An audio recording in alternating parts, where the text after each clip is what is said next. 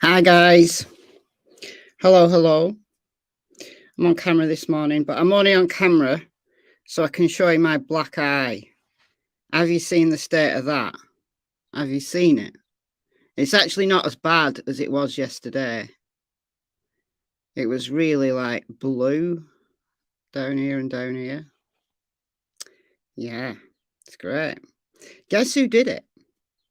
Guess who gave me a black eye? Guess who beat me up so much so that I got a black eye? What did I do? It was not what I did. It's what someone else did. So give me a guess. Tilly, thank you. You know Tilly so well. I was lying down in my bed. I was beaten up in my own bed. I was lying in bed. Tilly was led by the side of me. Suddenly, she jumps up because Cassie came along growling.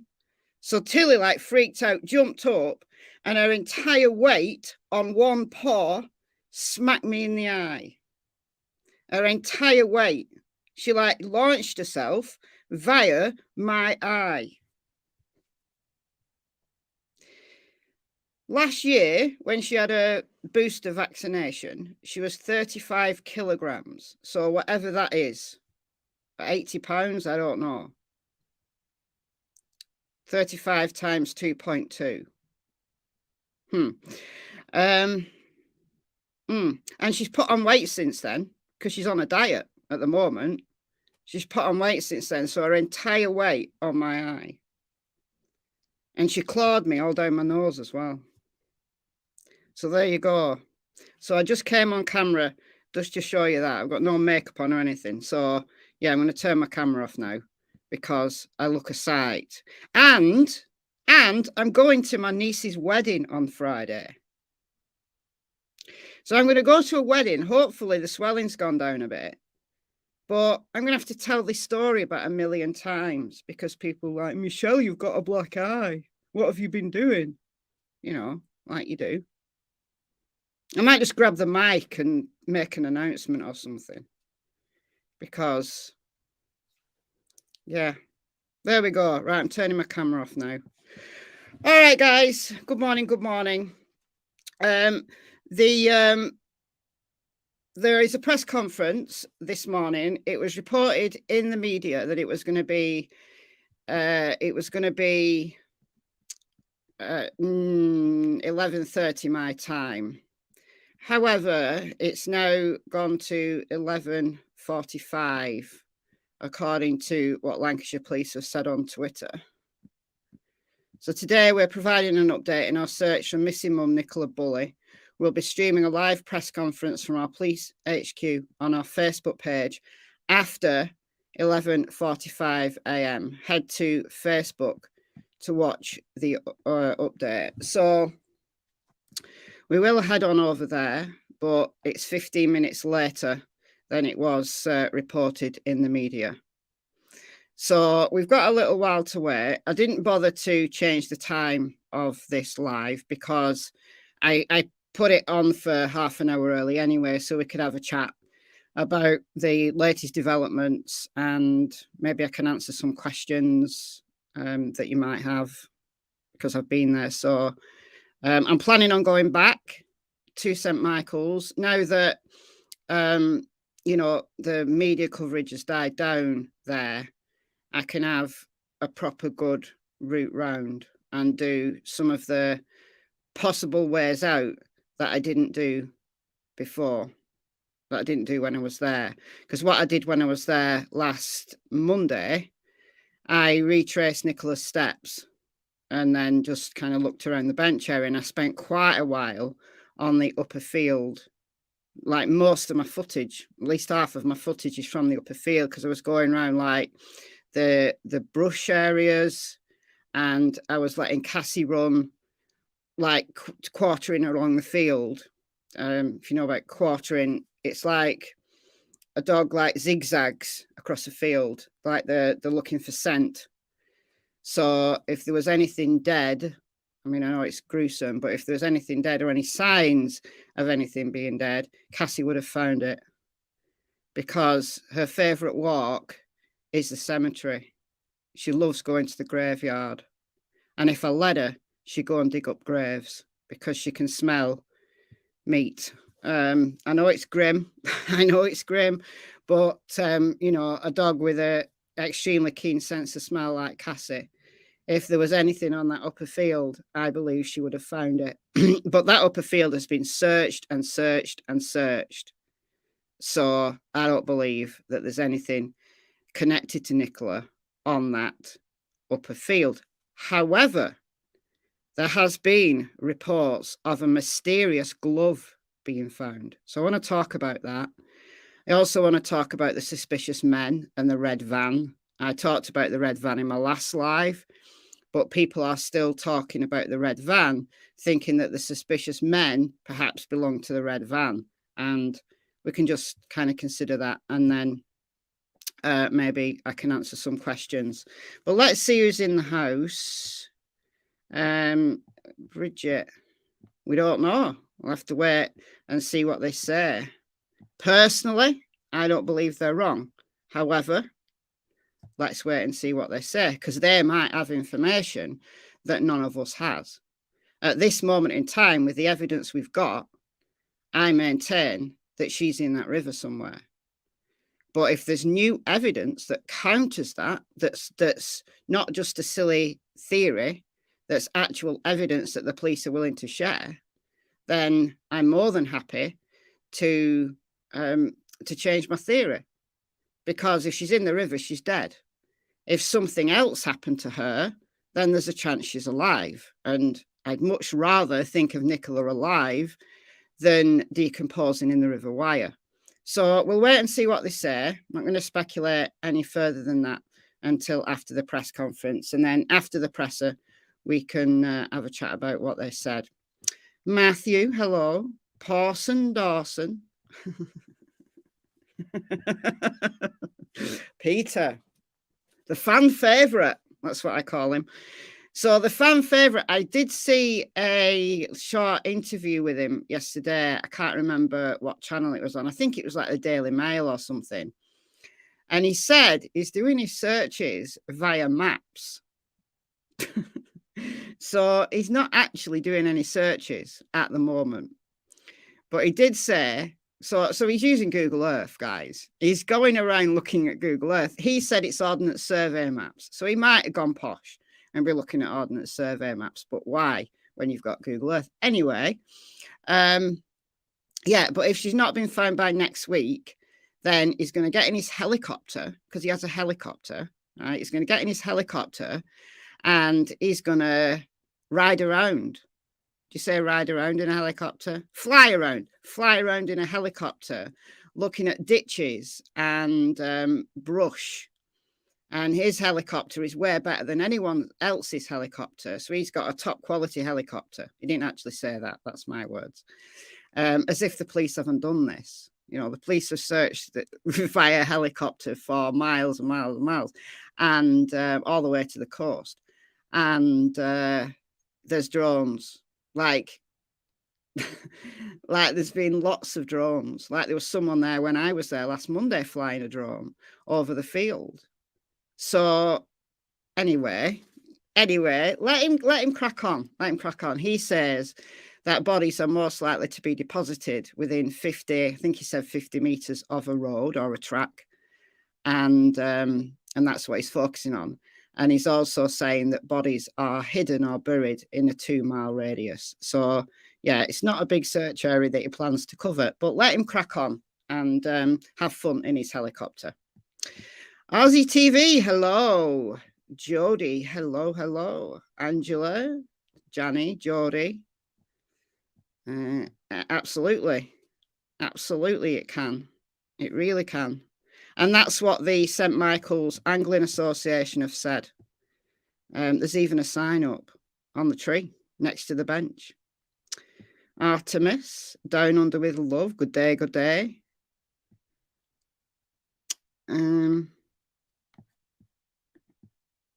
Yeah, I think so. I think there's a lot of denial at the moment. Dana, Numbat, she's a rainbow. Just wondered if it's true there's a massive amount of debt, maybe with the wrong people. So sad either way. There's been figures bandied about. I'm not prepared to look into a family's finances. A family who are grieving, I am not prepared to look into their finances and post it online. I'm absolutely not. So I've only seen what you've seen. Yes, they do have a couple of dissolved companies on Companies House, but that doesn't mean anything. So at the moment, Paul is working for a US company and Nicola is a mortgage advisor. So they've got jobs. Curious Kiwi, hello. Marit Faye, hello from Norway. Dorothy, Curious Kiwi. Sometimes when there's a scheduled live, they're an hour out.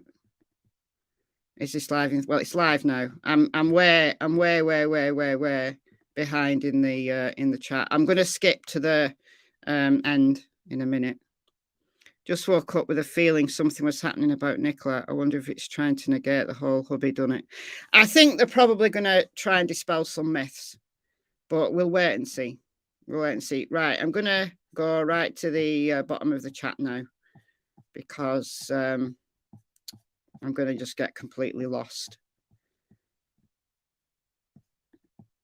Yeah, Paul said they always let the dog off the lead at the gate, but why when the sign says dog must be kept on leads?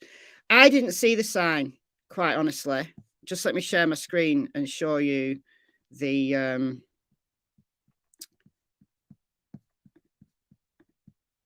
tree. Because I've put some pictures of it in my PowerPoint. All right. Okay, so that's the sign. Dogs must be kept on a lead at all times. And next to, let me just zoom it in a bit. Next to St. Michael's Angling Association, danger, deep water, private fishing. And you can buy permits for fishing at the garage. I'm not sure it's 200 meters in that direction, but anyway. And yeah, so it's the fishermen who maintain the banks, and it's the St. Michael's Angling Association who've talked about the dangers of that stretch of water. It's due to the undercurrents and rocks and the steep banks. But yeah, that sign is there. I didn't see it. It's not, the thing is, it's not pointing towards the gate. And there's no sign. The sign should be on the gate. The sign should be on the gate. Look, the gate's here. The sign's right here. And the gate's here. So they should put a sign on the gate. I mean, I don't know whose land is whose. Like the Wyreside Farm Caravan Park says on its website that it's got 7 acres. So I don't know where their 7 acres land ends, right? So it could be that they own this, or it could be that their 7 acres ends at this border. So I don't know. I don't know who's put that sign up. It doesn't say. Around my area, if there is a farmer who has public rights of way through their land, so they have to let people in. They can't just block it off. It's public rights of way. You can just climb over any barrier that they put up if you want to, if there's a public right of way there. But some of the farmers around here put signs up, and they put them on gates. They put them right next to where you would open the gate, so it's obvious to see. Like the farmer near me, he has a sign up on one of his fields at both entrances, and there's gates at both sides, and it says something like dogs must be kept under careful control or something like that. And it's only because there tends to be sheep either in the field itself or in the next field, and the fence is all broken. So if they put the sheep in the next field up, they still wander through anyway, and they just wander around. But they can't stop you coming into the field, but they can tell you to control your dog, which is perfectly fine. So if somebody was really serious about wanting dogs on leads, they should put the sign on the gate. Nicola might not have even known that that sign was there, because you have to look up, and she might not have ever done. So I don't know. I don't know what to tell you. But I'm telling you, I would have let Cassie off. I would have let Cassie off right at the beginning of the river path if I wasn't aware. I mean, I went last Monday when it was very busy, because there was searchers still there. There was the SGI people there.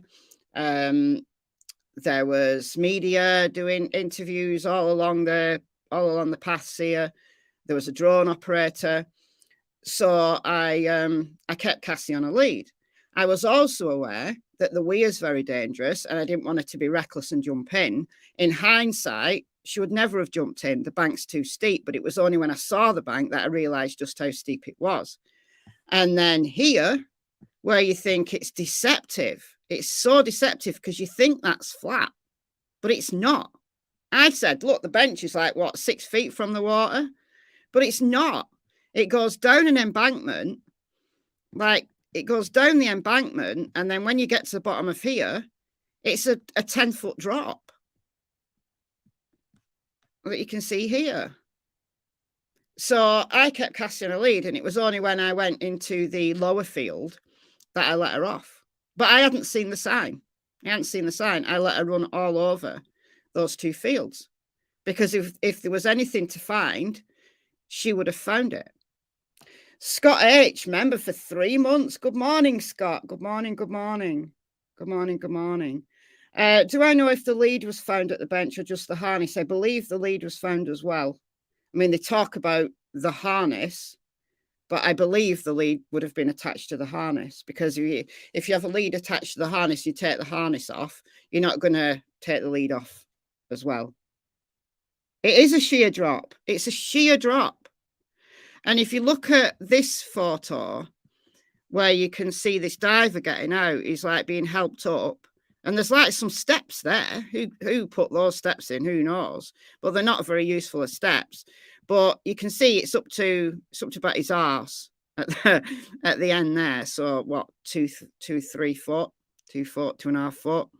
But apparently, according to fan favourite Peter, it's up to 3.5 meters in the middle at that spot, which is 10 feet.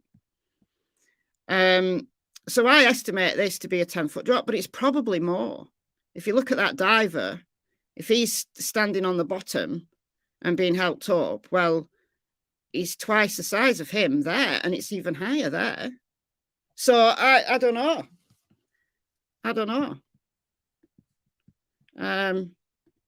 But yeah, it's a good question. There was a pic you've seen with the lead and harness. Okay. I haven't seen that. Apparently she never walked near the water. She did though. She did though. Do you want to see some? I did a YouTube short the other day because it was Peter who said that. So this is a YouTube short I did the other day. Hold on. It's on Michelle Walks because, can you see that? Yeah, you can. Because Peter said that she never goes near the river because Strava tells us this. Number one, Strava is not so detailed as it can track, let's say, a few feet, right? It's gonna give a general direction, a general route. That's what it's for like cyclists, runners, etc. So if you're tracking your route on Strava, then you're not gonna be able to tell how close to the water she is just by Strava. So I went by her pictures. All right, so let's see. These are Nicola's own pictures. Nicola's own pictures.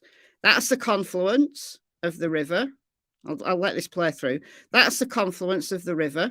The River Brock's there, River Ware comes round, and the current goes in this direction.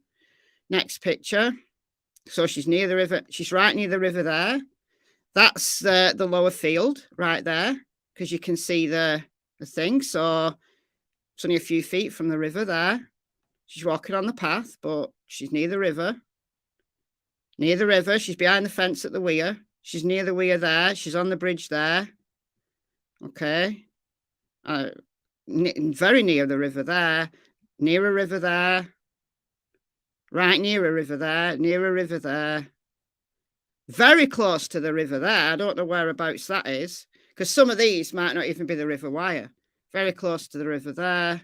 She seemed to like the river. Very close to the river there. Look how close Willow is to the river there. River, that's the secret beach. It looks like Willow's been in. River there, look how close she is, taking that. I don't know whether that's the River Wire or whether that's another river. That's a little stream. Willow having a fun time there. Secret beach. Another river, she's going over a bridge. There's a river there. So I don't really count bridges. Secret beach. Another river. Oh. Yeah, so I don't believe that she never went near the river. If you're walking along a river path, you are near the river. I'm concerned. It took 10 million years. I am concerned about that. I want to know what the delay was. Whether the delay was in the caravan owner who allegedly found Willow on the phone. Whether she got distracted and then it took a while for her to contact her daughter-in-law, who then meshes the school, who knew who Nicola was. So it's a simple case of just distraction, or whether she told the message immediately to the daughter-in-law and then the daughter-in-law took a while to raise the alarm. It could be something as simple as that. It doesn't necessarily mean it's sinister, but I am concerned about it. It does bother me. I have to say, it does bother me. Why somebody would leave a dog tied up from 9:33 and then only raise the alarm at 10:50. Or maybe it was a little bit before 10:50, because the school then had to ring Paul, and apparently the school rang him straight away, and then he set off straight away, and he rang the cops while he was on his way. That was allegedly what happened. So yes, it concerns me, but maybe they just didn't think it was an emergency. The first thing I would have done, I don't know about you, given the slope and the sheer drop down, the first place I would have looked, if I'd found a dog and a phone, the first place I would have looked was in the river. I'd have gone right to the edge, as far as the edge as was safe, and looked down. because allegedly, according to the early reports, you know, the people who found her were quoted in the media, actually quoted in the media, saying that Willow was worried and she was running along the river. So was she looking for a place to get in the river to follow Nicola? And that story's changed since. So I don't know.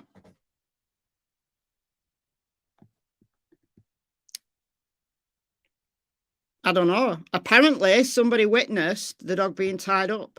So if you want to say that it's the caravan owner who, you know, is covering up something that happened and then she staged the scene and tied Willow with a string, then you've also got to include the other people who were in the area at the time. As I talked about in my video yesterday, so go and watch my video yesterday. I talked through that. You've got to then believe that there's been some kind of conspiracy of silence a lot among the locals, which is possible. Absolutely. We talk about all that all the time in the Summer Wells case. It's absolutely possible. But you have to accept that has happened. You have to accept that all of those witnesses, or at least some of those witnesses who saw her on that day, are in on it. So you're confused why the police didn't do that. Either something stinks. What didn't do what? Didn't do what? I don't know what they didn't do. In the first day, so the alarm was raised at 10:50. According to one of the search and rescue teams, they were deployed at 12 o'clock. By the afternoon, they had divers in the water. They had dogs and searchers on the ground. That included the police, Lancashire Fire and Rescue, a diving association whose name escapes me. In the days following, they had helicopters. They had the police helicopter going over and over and over, allegedly. Not just in that spot, but elsewhere. The helicopter's been all up along the coast. They've had drones up. As I said, there's been a lot of private people who've come along and done drones. There's volunteers who have organised search parties, not only in the immediate area, but also all along the river to the estuary. And within a mile radius of the bench, they've searched on ground. So that covers the entire. I've actually got, I didn't put it on my PowerPoint and I should have done. Check this out. Check this out. Hold on. Wait a minute.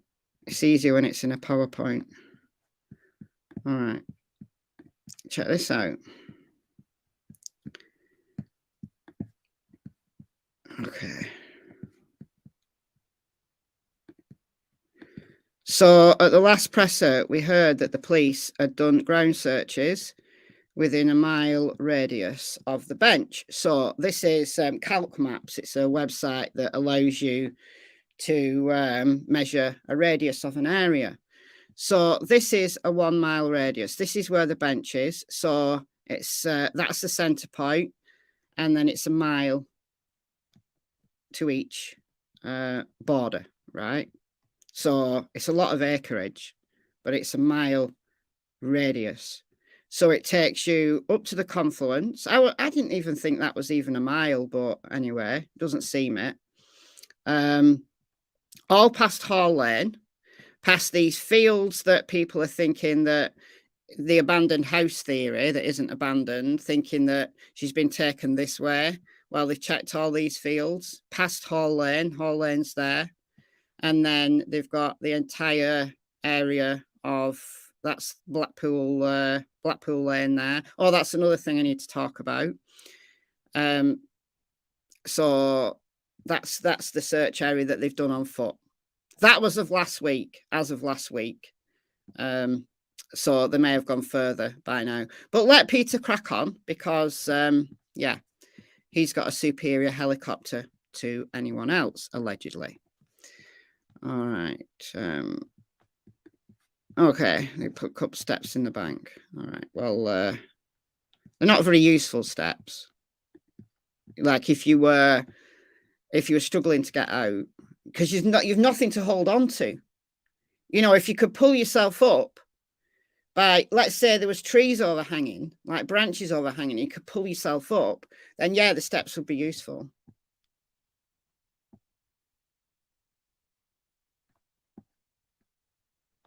We don't know.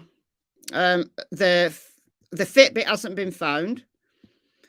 As far as I'm aware, the Fitbit hasn't been found.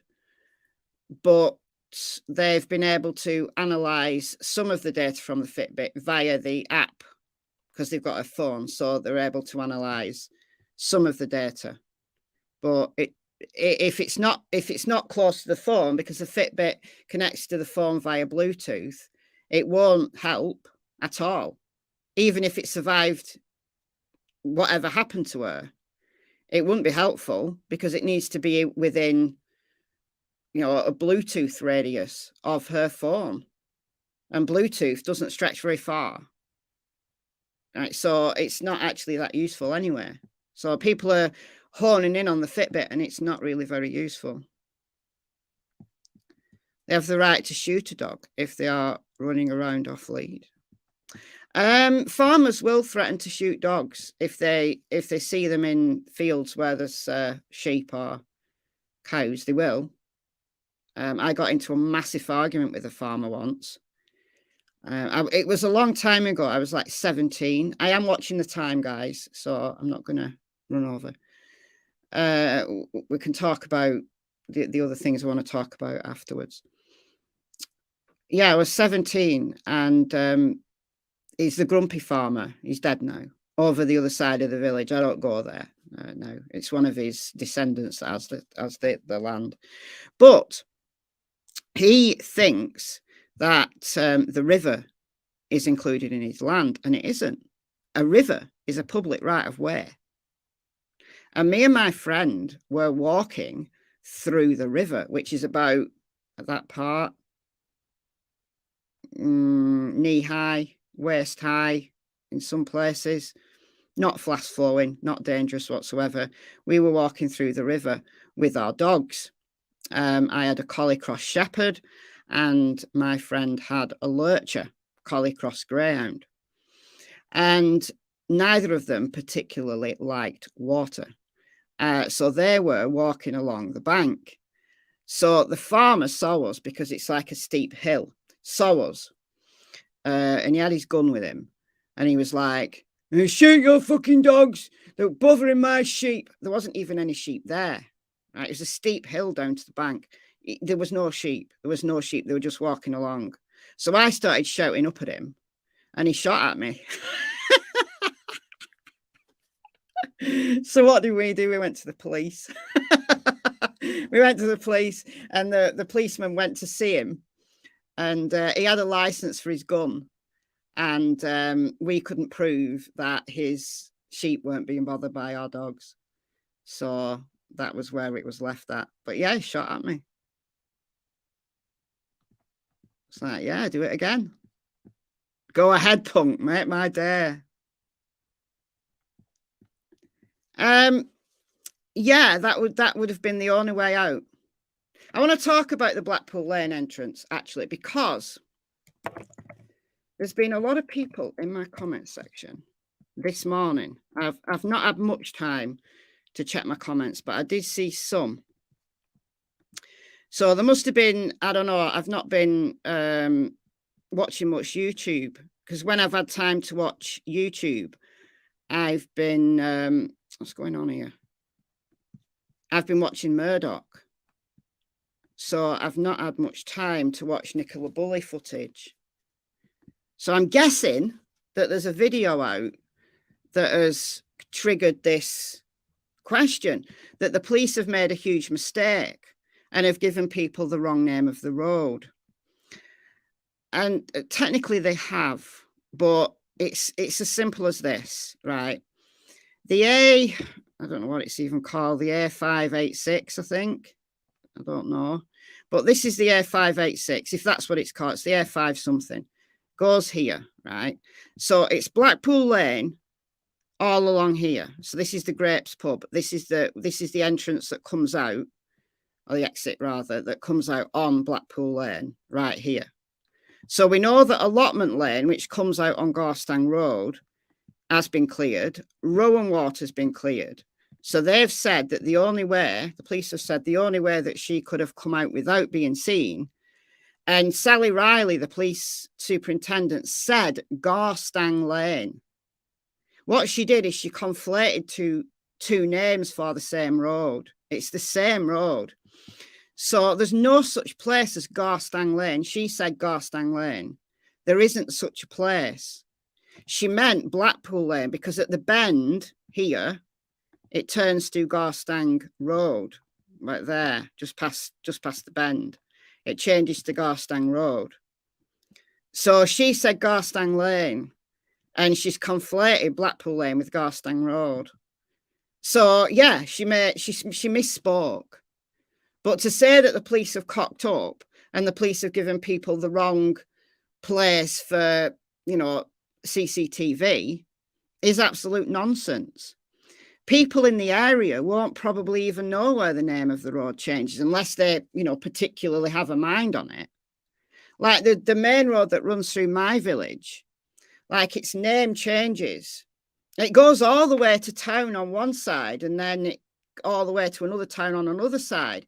And it changes its name numerous times, and it's the same road, it's a B road. And it's the same B road all the way through. So who would know when the name changes? I know where the name changes in my village, right? And then it joins the A6 and then goes into town. But the B road, right, changes its name how many times? 1, 2, 3, 4 times in about a 4-mile stretch of road, but it's the same road. So people will know who've been driving through that. They'll be knowing where she means, because she gave the right number for the road, the A586. And I might be giving you the wrong. I'm just doing this from memory.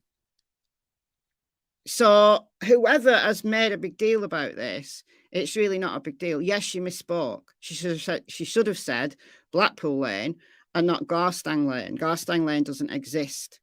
It's Gorstang Road, but it's the same road. All right, so I hope that's clear. All right, I'm going to get the Facebook up now. Oh, the Mirror. I'll do it from the Mirror. I'll do it from the Mirror rather than Facebook, because Facebook can be a little bit awkward, shall we say. So this is from police headquarters near Preston in Lancashire. Just let me get rid of that. Let me get rid of that. Okay, I'll get rid of that. All right, so as soon as we see any movement, I will mute out and we can watch the press conference together. In the meantime, so this is, I'll just share this where I'm getting this from, because you're very welcome just to go over and watch the press conference via the Mirror. It's also on Lancashire Police's Facebook page. Facebook Live can be a bit awkward. So that's where I'm streaming this from.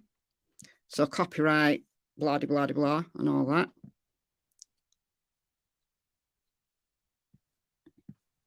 Yeah, I think Blackpool Road is a bit further up, because it's all the same road. The A586 goes all the way to Blackpool, I think.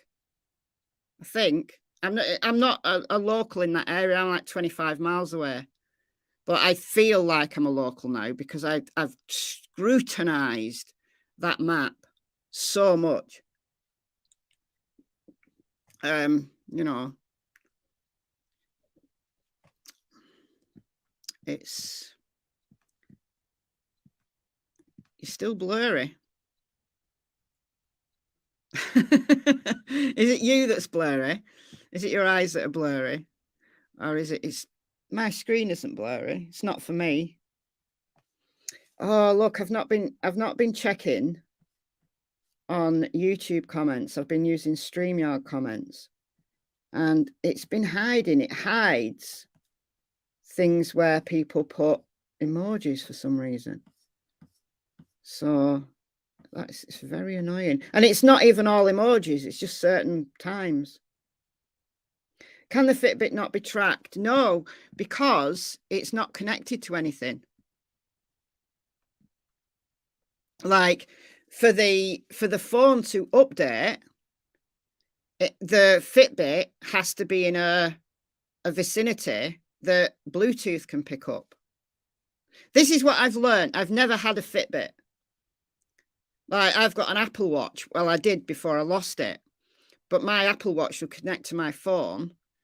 But if I went out of range, it would just stop doing what it was doing. So some people have had the blur. It's weird. It's YouTube or StreamYard. I don't know which. It's one of them. Because I complained terribly. Because I can see what you can see on my other screen. Because I'm on StreamYard on this screen, where I'm here. But on this screen, you can't see my mouse, can you? But on the other screen, I see what you see. And for about 3 live streams, it was just really blurry. And I was really badly apologizing for the blur, and I couldn't work out how to change it or how to deal with it. But then it just stopped and it went normal. And most people, when my screen was blurry, most people were saying, look, Michelle, mine's fine. I don't know what you're talking about. So I don't know. I don't know what to tell you. Okay, so your Samsung bleeps when you're out of range. I think an Apple Watch like vibrates. I don't know. I can't remember because it was around the time of when the pandemic started that I lost my Apple Watch. I can't find it. I don't know whether I've dropped it somewhere, whether it's in the house somewhere, and I'll find it eventually. I don't know. It's probably outdated now, because there's been new watches out since. It's clear. Yeah, if you change the resolution of your screen, that can help. But I didn't do anything to this screen here, where I'm seeing what you see. And it just went blurry, and then it went normal again. I didn't do anything to it, didn't change any settings. Weird. Got you on your TV.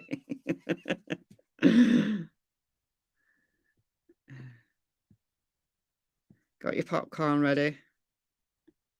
I've got my Pepsi Max ready. I think they're just doing sound checks and stuff at the moment. It's very dark. I hope they zoom in. I'll put a light on. Do you need to put a light on? Oh, no. Oh, that's annoying. Don't forget to hit the like button. Yeah, don't forget to hit the like button. It helps. It helps. It's not an ego thing. It just helps boost the stream and the algorithm, so more people will see it. And then more people will see it when it's finished and, want to watch the replay. Because the vast majority of my viewers will still be asleep. Because 70% of my audience is from the US or Canada. So what is it, 11:44? So it'll be 5:45 in like New York, like East Coast. And then it'll be the middle of the night in California and the Pacific Coast. So this is a good time for me, and probably a good time for my viewers over in, down under, Australia, New Zealand.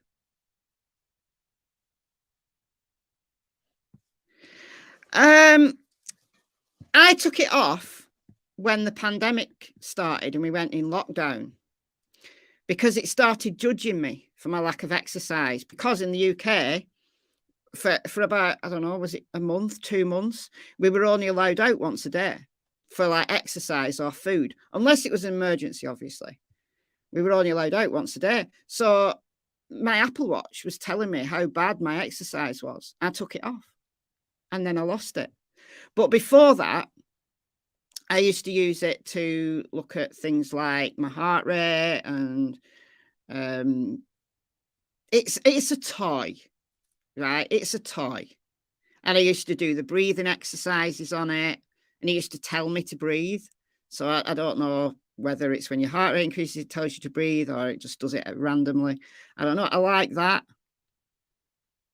And you could answer calls via it, as long as you were within the vicinity of your phone. So let's say you had your phone in your bag and your phone rang, or you got a text, then you could do it on your watch, so you didn't have to root about for your phone. So it's a toy. I'm sure that the people use them in more complete ways than I did. It was just a toy.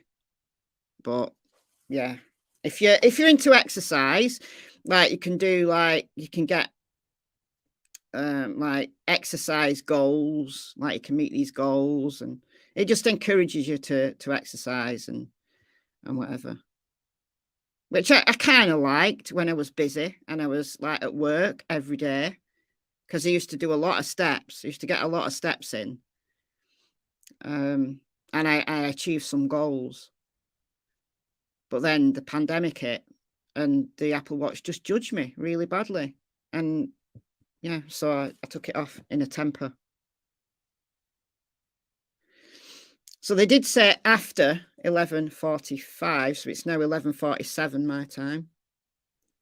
Hey, Jacqueline, zooming in there with a super chat. Thank you for the $4.99. Thank you.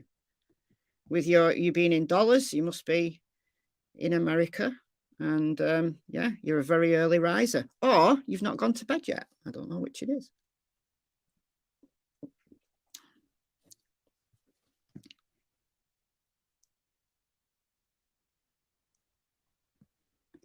I don't know.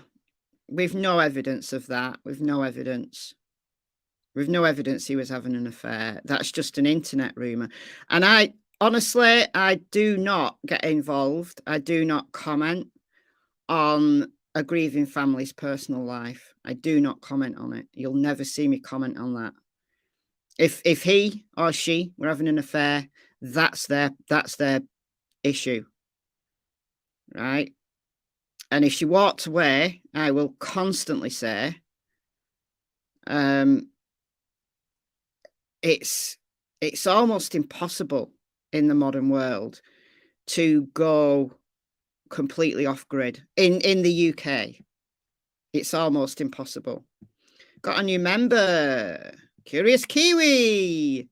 Welcome to the Secret Agents Club. Welcome. Thank you so much. What have we got here? $5.99 Canadian dollars and a fox. Thank you so much. And then we've got Daniel. Thank you for the great videos and reconstruction of hide and seek. Yeah, that was funny. Thank you for the €5. Come on, these guys need to get on with it now. When did they schedule the press conference? I saw it late last night. I saw the media starting talking about it late last night before I went to bed. So late last night. So it's not like it's all of a sudden just a press conference. They did give the media some notice. Thank you so much, Aussie Trisha, for the $14.99 Australian dollars. Happy to catch you live. It's Wednesday, 10:45 p.m. So it is a good time, this, for the UK and for down under, but not so much for those in America.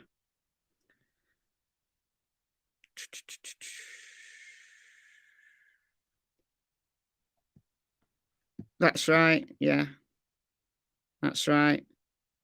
The police will have just downloaded presumably, they'll have just downloaded the data off the phone. and they can get deleted stuff. It's not as easy as it sounds. You know, sometimes they have to get a search warrant, like, say, for example, a social media company.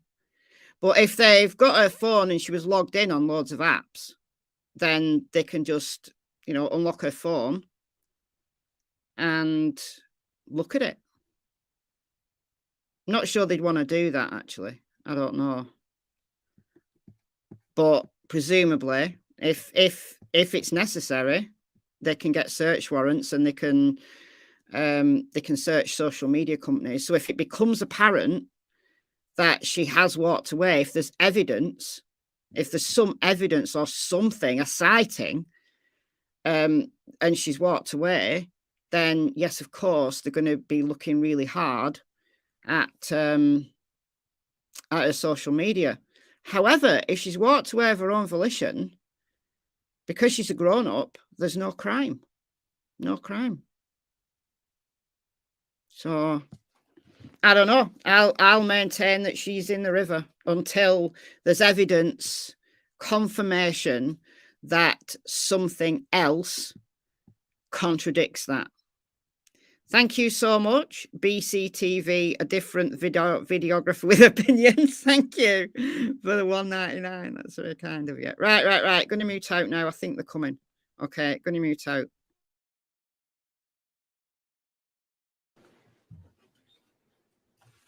Thank you, everyone. Can you hear me okay here? Good, okay. Very good morning, and thank you for your flexibility with a slight change in timing for this this press conference. My name is Peter Lawson, and I'm an Assistant Chief Constable here with Lancashire Constabulary. I'm joined to my left by Detective Superintendent Becky Smith. Becky is the Senior Investigating Officer, SIO, in the investigation to find Nicola Bulley. I want to thank you for making the effort to come here this morning so we could give you an update on our investigation to find Nicola. She and her family remain foremost in our thoughts and our priorities in the investigation. Some of what Becky and I will say today has already been made public and has been widely reported, but I'm acutely aware that there continues to be extensive media interest, commentary, speculation, and indeed some criticism of our police investigation. Therefore, to try and address some of that, we will take you through in some detail, more than would normally be the case with an investigation, what exactly we've done over the last 19 days and continue to do. To remind us, Nicola went missing on the morning of Friday, the 27th of January. And since that time, we have done an unprecedented amount of work on the investigation to try and find her.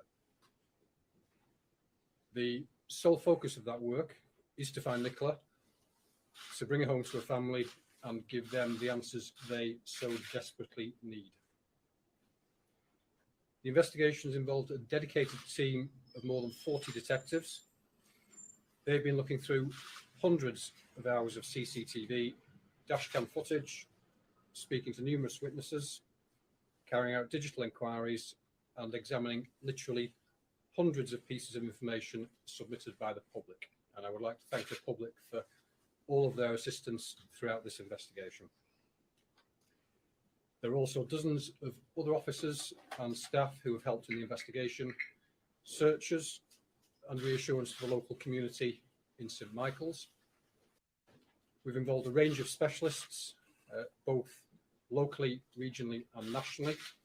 The investigation has not wanted at any stage for experts who are the best in their field available to law enforcement in the UK. I would emphasise that it remains the case. There is no evidence to indicate a criminal aspect or third-party involvement in Nicola's disappearance. However, the officers involved in the investigation are the same experienced specialists and many senior officers who are concerned with the investigation of the most serious and complex crimes.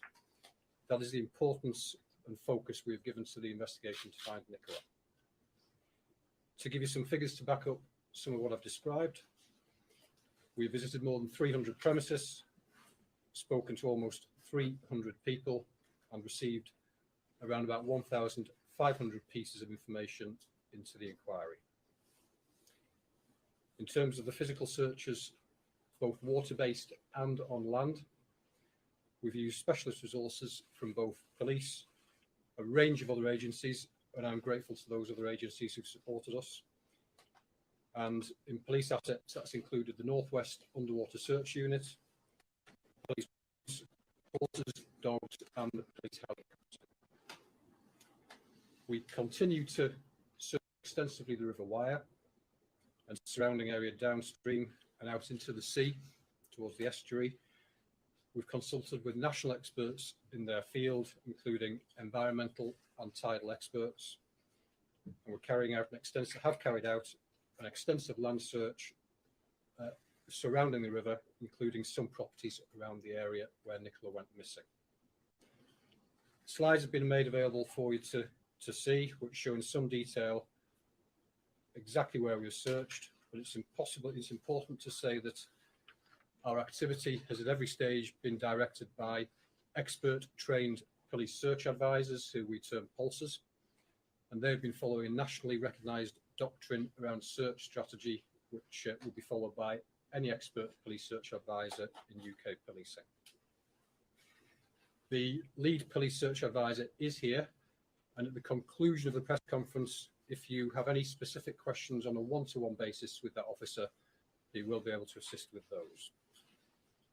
So it remains the case at the present time that there is no evidence in all the exhaustive inquiries we've made that suggests any crime has been committed or that there is any third-party involvement in Nicola's disappearance. It is important for me to stress that the investigation continues, it is ongoing, and we are meticulously reviewing all information gathered from members of Nicola's family, the public, CCTV, dashcam, and other digital devices, to name just a few. We're also continuing to regularly consult with national experts from the National Crime Agency, the NCA, and they continue to support us and provide both tactical and strategic advice for the case. I will now hand to Becky, who will talk through in some more detail the investigation she's been leading from that senior investigating officer role. Thank you. Thank you. Thank you for coming this morning. So, I'll firstly take you through the incidents that led up to Nicola being reported missing.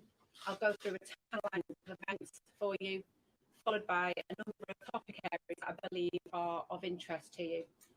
Also going on to a couple of areas that have been highlighted in the press, which I want to explain in detail.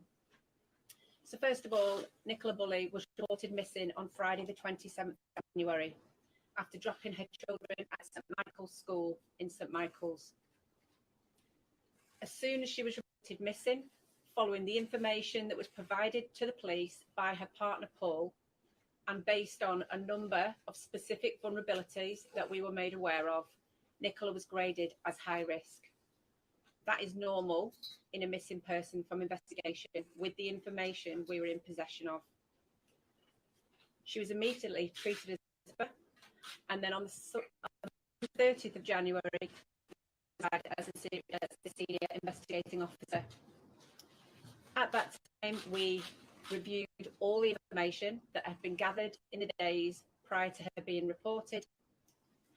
And as any senior investigating officer does, you form a number of hypotheses, that is scenarios which are possible from the information to hand. Those hypotheses included the one that she possibly could have gone into the river, that there could have been third-party involvement, and lastly, that she could have left the area voluntarily. Those hypotheses have remained in place throughout, are reviewed regularly, as is normal with any SIO running a major investigation. At the initial stage of information I received, I made it clear that it was my working hypothesis at that time, based with all the facts, that the main hypothesis I was working on at that time was that Nicola had gone in the river.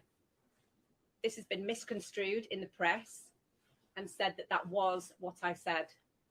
I said that was my main working hypothesis at that time, and that remains my main work. It's clear to see that the amount of effort, hours worked, resources that we've put into this investigation, that we have always been open-minded. Those 3 hypotheses and scenarios have been continually reviewed and continue to do so to this day. But as Mr. Dawson has said,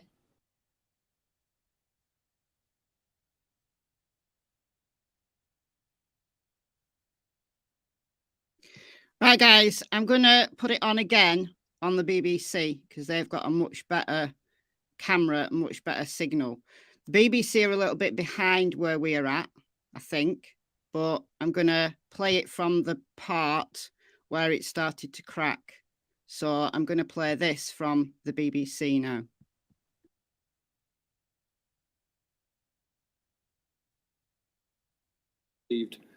Around about 1,500 pieces of information into the inquiry. In terms of the physical searches, both water around the area where Nicola went missing. Slides have been made available for you to see, which show in some detail exactly where we were searched, but it's important to say that our activity has at every stage been directed by expert trained police search advisors, who we term pulsers, and they've been following a nationally recognised doctrine around search strategy, which will be followed by any expert police search advisor in UK policing. The lead police search advisor is here, and at the conclusion of the press conference, if you have any specific questions on a one-to-one basis with that officer, he will be able to assist with those. So it remains the case at the present time that there is no evidence in all the exhaustive inquiries we've made that suggests any crime has been committed or that there is any third-party involvement in Nicola's disappearance. It is important for me to stress that the investigation continues, it is ongoing, and we are meticulously reviewing all information gathered from members of Nicola's family, the public, CCTV, dashcam, and other digital devices, to name just a few. We're also continuing to regularly consult with national experts from the National Crime Agency, the NCA, and they continue to support us and provide both tactical and strategic advice for the case. I will now hand over to Becky, who will talk through in some more detail the investigation she's been leading from that senior investigating officer role. Thank you. thank you. Thank you for coming this morning. So I'm going to firstly take you through the incidents that led up to Nicola being reported missing. I'll go through a timeline of events for you, followed by a number of topic areas that I believe are of interest to you. Also going on to a couple of areas that have been highlighted in the press, which I want to explain in detail. So first of all, Nicola Bulley was reported missing on Friday the 27th of January after dropping her children at St Michael's School in St Michael's. As soon as she was reported missing, following the information that was provided to the police by her partner Paul, and based on a number of specific vulnerabilities that we were made aware of, Nicola was graded as high risk. That is normal in a missing person from investigation with the information we were in possession of.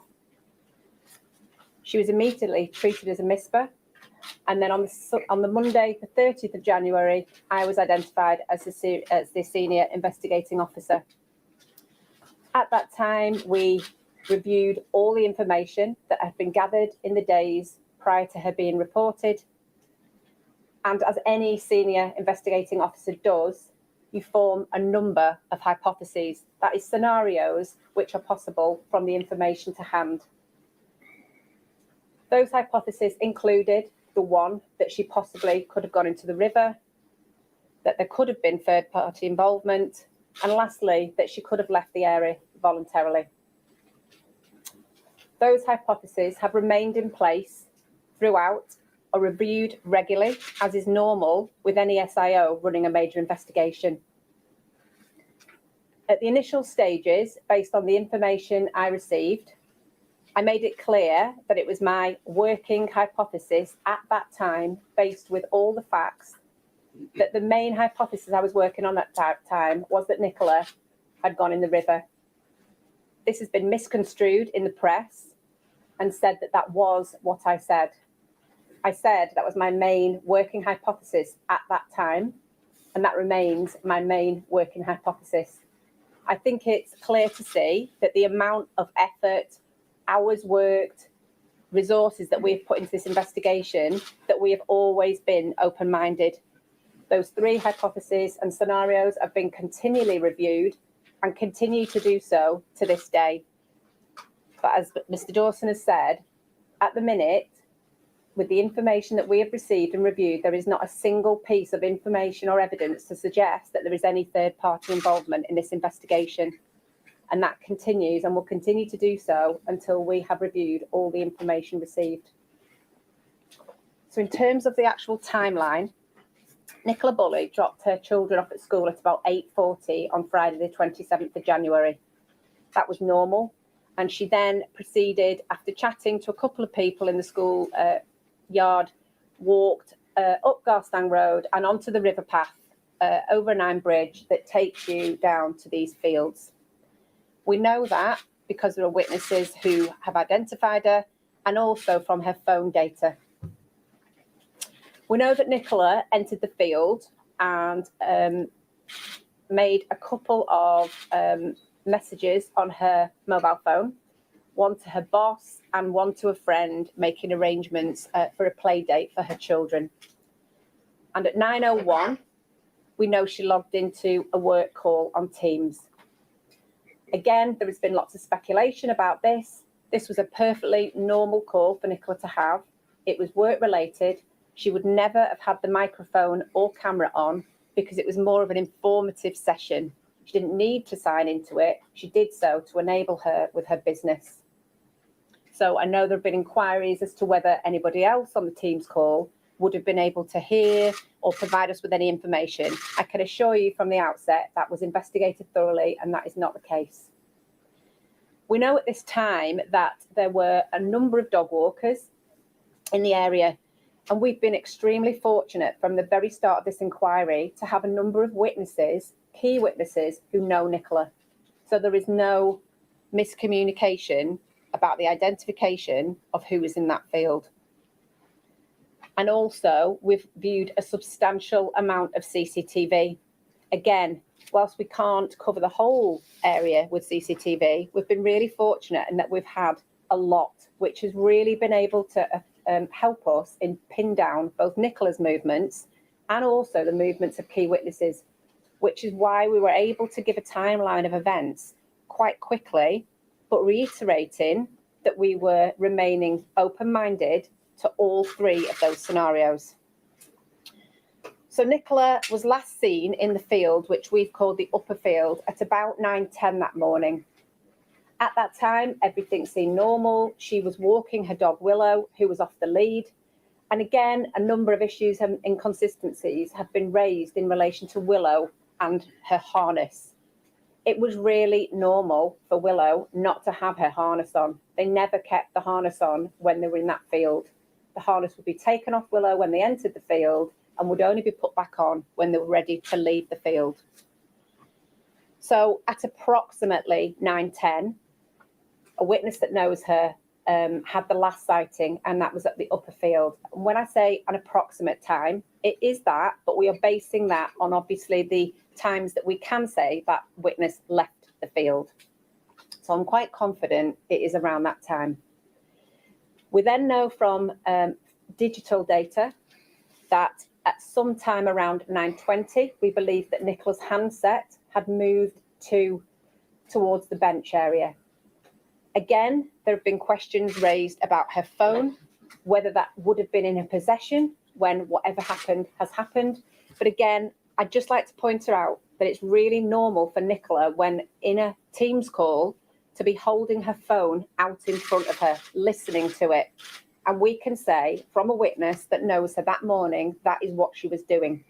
So that would explain why she doesn't have her phone in her pocket, as I know a number of people have raised. We then know at about 9:33, a local dog walker who is walking a dog comes across the bench and finds Willow untied, running between the bench and the gate. The mobile phone is on the bench, face upwards, still logged into the Teams call, and Willow's harness is halfway between the bench and the riverside. That witness makes a number, before returning home, she then returns and makes a number of phone calls to people, because at that point she doesn't know who the dog belongs to or who the phone belongs to, and doesn't know how to get in touch with people. She makes a number of inquiries with a local vet who can't assist her, and following a number of inquiries, eventually people return to the bench, recover the handset and Willow, and we find out that obviously they belong to Nicola. The alarm is then raised with the local school, who then in turn contact Paul, Nicola's partner, who then makes to the scene. Just moving on to CCTV, like I've said, we are really fortunate in this inquiry that we've been able to narrow down a lot of the witnesses in the area's movements, and to some extent Nicola's, but we can't complete that totally.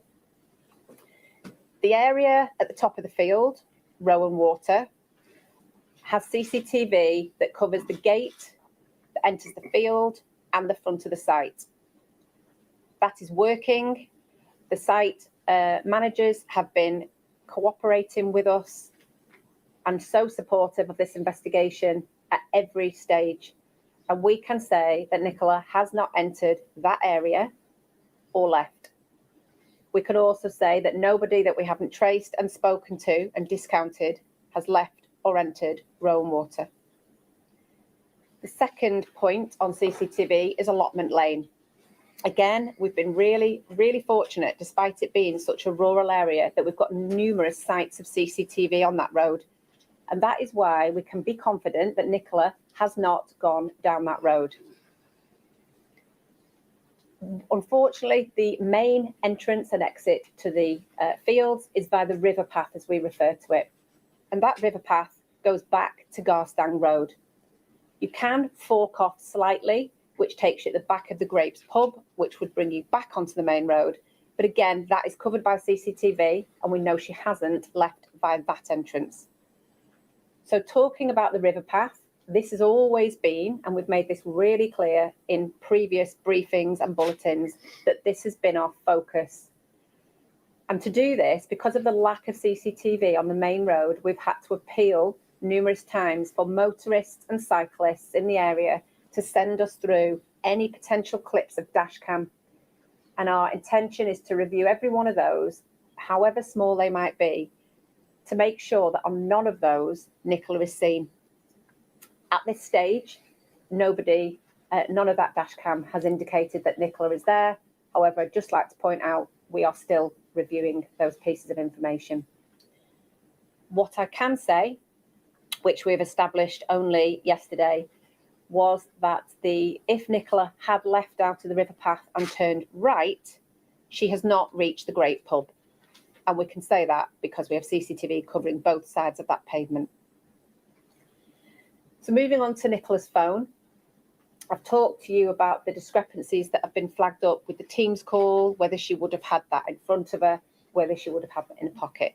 And we can say with confidence that Nicola that morning, whilst logged into her Teams call, had the phone out in front of her, listening to that call.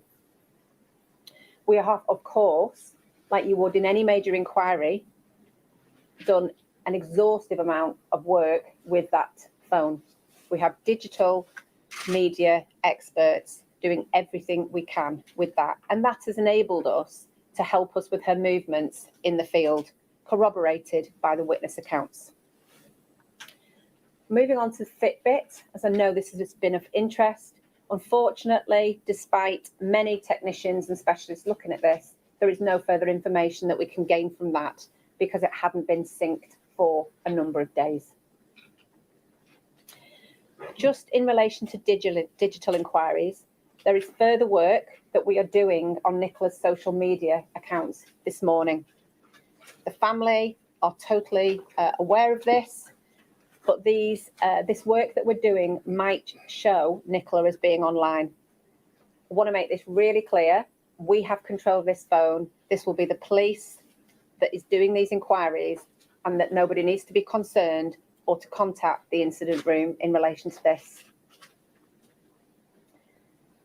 Moving back to my original explanation of the scenarios that were under consideration, I've expressed before the hypotheses have been continually reviewed based on the information that is known to the inquiry team and the inquiry team only. Whilst other people may speculate and spread rumours, there is no evidence whatsoever or information, and there has been a vast amount reviewed, I can assure you, in the last almost 3 weeks to suggest any third-party involvement or Nicola leaving that field. However, this is an ongoing inquiry. We've got a large dedicated team, and as you can imagine, vast amount of information, some relevant and some not, coming in on a daily basis. So whilst my main working line of inquiry at the moment is that Nicola, based on the information known to me from the incident and of Nicola herself, and the information and vulnerabilities that have been given to us by her family, that is my main working hypothesis at this time. That does not mean that we aren't continuing to investigate every single line of inquiry, because I can assure you we are, and we, as much as everybody else in this country, wants to find out what's happened to Nicola to be able to give her 2 children the answers they deserve. So in terms of persistent myths that keep being referred to in the press, the derelict house, which is across the other side of the river, that has been searched 3 times with the permission of the owner, and Nicola is not in there. The red van, we're really, really grateful to members of the public for ringing into the inquiry. We wouldn't have got this far without everybody's help. But I think it's also really obvious that we are being inundated with false information, accusations and rumours, which is distracting us from our work. The red van has been reported that it was in the area on the morning of the 27th, like many other hundreds of cars that morning. We're really grateful for the witness who has told us about that, and we are continuing to make inquiries to try and track down that specific van. But from my perspective, being in possession of all the facts and information of this case, I do not believe that to be suspicious, but we are continuing to investigate that so that we can identify whoever was in the area that time to make sure that they can't give us any further information that will assist the investigation. There's also been mention of a number of fishermen that have been seen that morning, who again were described as suspicious. I myself don't find it suspicious that fishermen would be in the area of a river that morning or carrying fishing rods. But there was some suggestion that one of these males might have been looking to cover his face. We have made numerous appeals for these fishermen to come forward. We have made contact with the local angling clubs, and we have also ascertained the time of the witness passing down that road and checked the CCTV at the Grapes pub, which covers that end of Garstang Road, and we can't see any of those fishermen at that time on that day. But we are continuing to try and trace these people. Again, I would urge that they are not necessarily suspicious to me, but I'm really keen to trace them to make sure that there's no further information that they can give us that will assist. In terms of the glove that has been recovered, you'll no doubt be aware that TikTokers have been playing their own private detectives and have been in the area. A glove has been recovered that is not believed to be relevant to the investigation. It is not Nicola's, but we have got that in our possession. Lastly, there has been some mention of CCTV specifically at the caravan sites that hasn't been working and that's suspicious itself. That is not the case. We have been helped and assisted beyond all belief by the caravan owners in this. The whole community wants to find Nicola and wants to give the family the answers that they deserve. Lastly, the family, and they are the most important part of this. And all this speculation and rumour is affecting them. They've got a loving daughter, sister, partner and mother who is missing, and that is my priority and the priority of the investigation team, and always has. And we can't be detracted from that. I have met the family on a number of occasions and will continue to do so, and they are kept through regularly updated throughout with our progress. There are dedicated family liaison officers who speak daily to the family, and only yesterday spent a significant amount of time with Paul. I can assure you that this investigation has been thoroughly investigated, no differently than any other major investigation from the outset, and that my absolute priority is to do everything we can to provide the answers to Nicola's 2 daughters who need to know where their mummy is. And whilst we have shared information today about specific individual vulnerabilities specific to this case on Nicola, I would ask you to respect the family's privacy in respect of those things. Thank you. Thank you, Becky. As I mentioned, we've shared more detail in this conference than would normally be the case, but intend that by doing so, both in terms of the scale of the investigation and the resources and the intensity of it, and something around Nicola's vulnerabilities, that we're able to counter some of the, and I will be clear, but ill-informed speculation and conjecture that has at times distracted the investigation from what ought to have been its priorities. It has been a distraction. That is potentially damaging to the investigation, the community of St Michael's, and most importantly, Nicola's family. However, we've had incredible support from the public and continue to have a dedicated investigation team working on this inquiry, and we will continue to be as transparent as we possibly can be.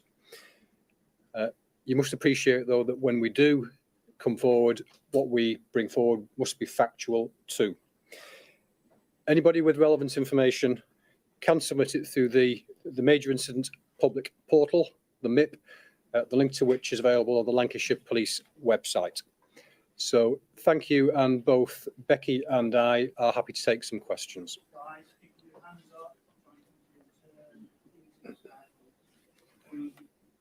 Hi there, Detective Superintendent.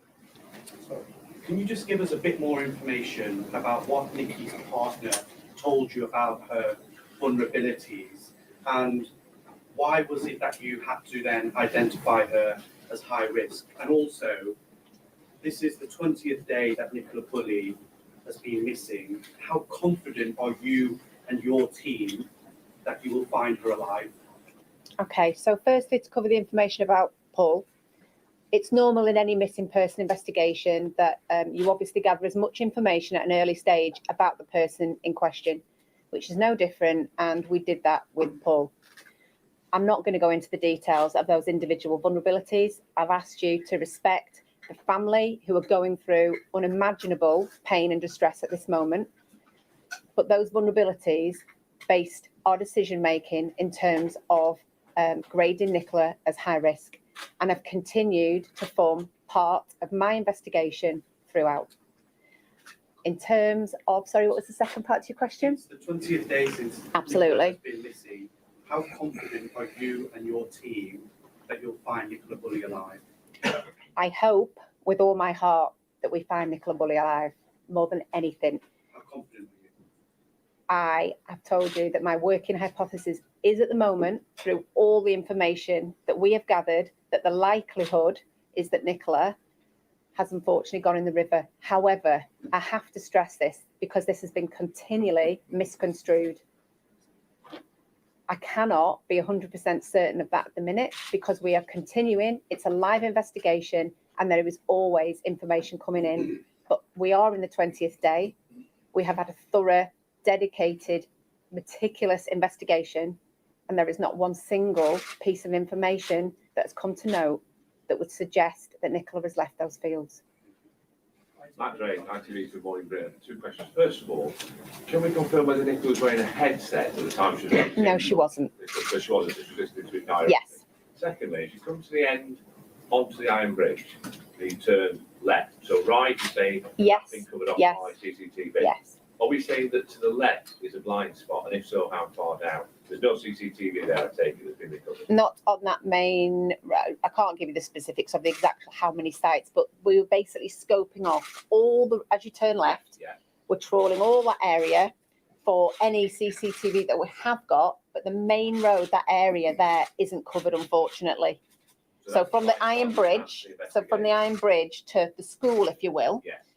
there is nothing there, which is why it's so important for the dash cam, because even though they're going to be tiny bite sizes of information, they're not going to be as good as being able to view CCTV. We need to be able to piece together as much of that portion of the road as we can. And of those 700 cars, how many have been spoken to, or what percentage have been spoken to? I can't give you exact figures on that because obviously there will have been more today that have come in, but a substantial amount. Are there any particular cars that we're looking for that you can appeal for? No. today? No, they've all had individual letters to the cars that we know have gone past in the area, not that particular, but in the area.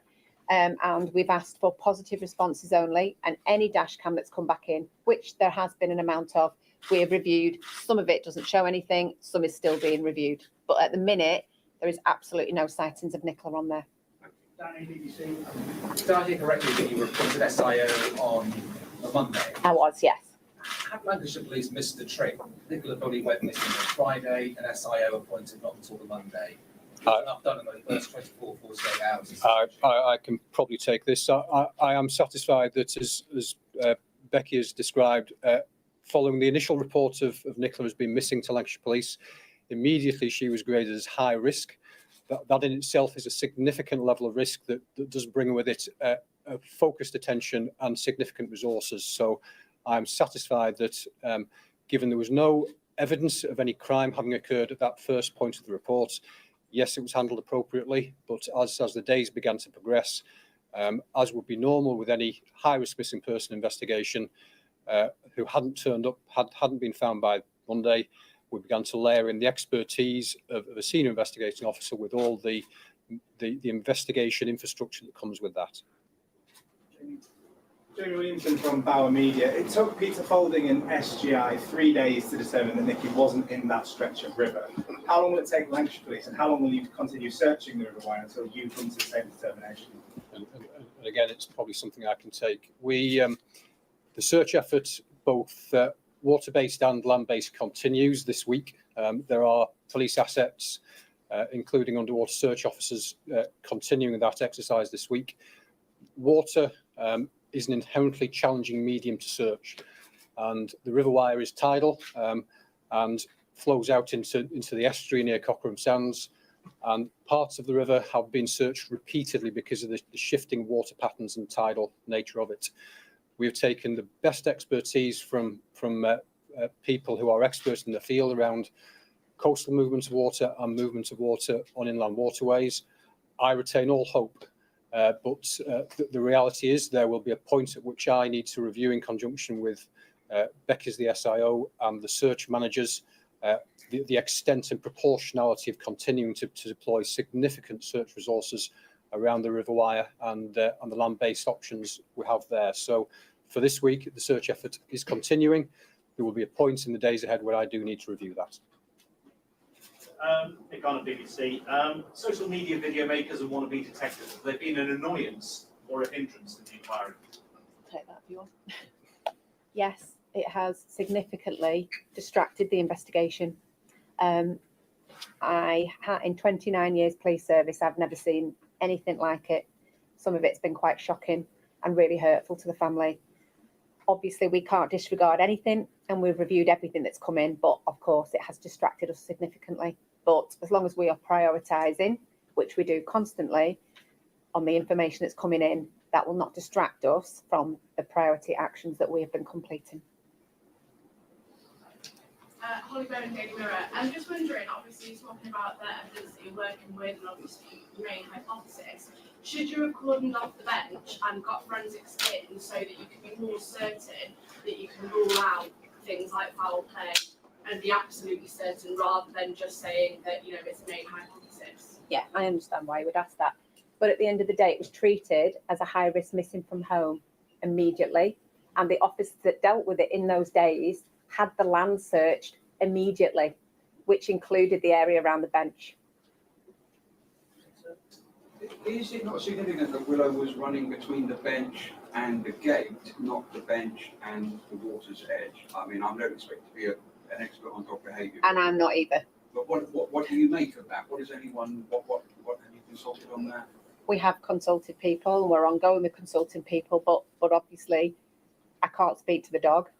And all we can say is that he was running backward and forwards, and he was still in the area where Nicola's possessions were, and that's all I can say. But was more interested in the gate and the path leading away from there than the actual water.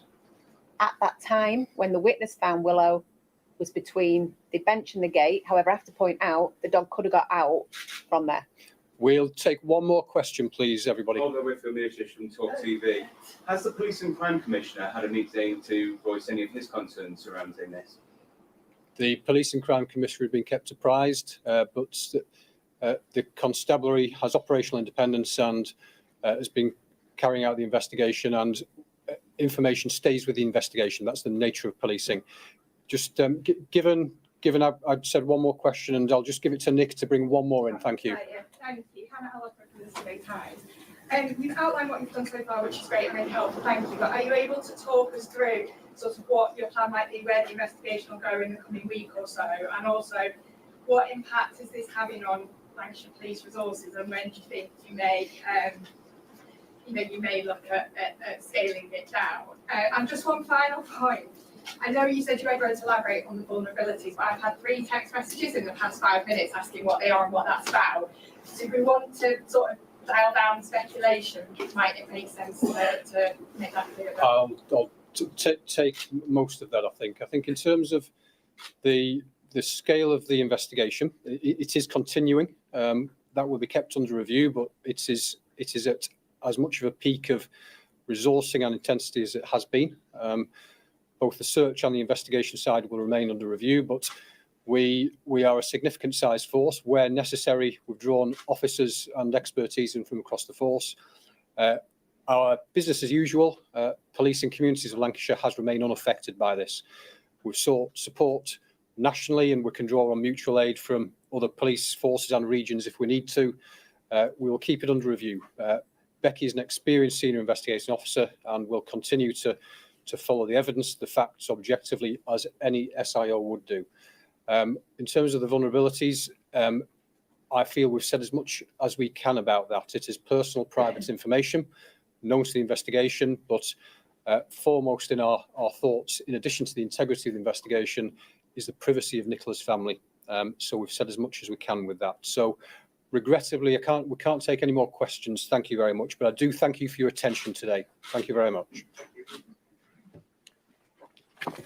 So that's Lancashire Police wrapping up that quite detailed press conference there. And worth noting that the premise of it was to address speculation and to some extent criticism. And therefore, they said right at the outset that they would be giving more detail than they normally would, more detail than usual. And it seems they did do that. They did run through.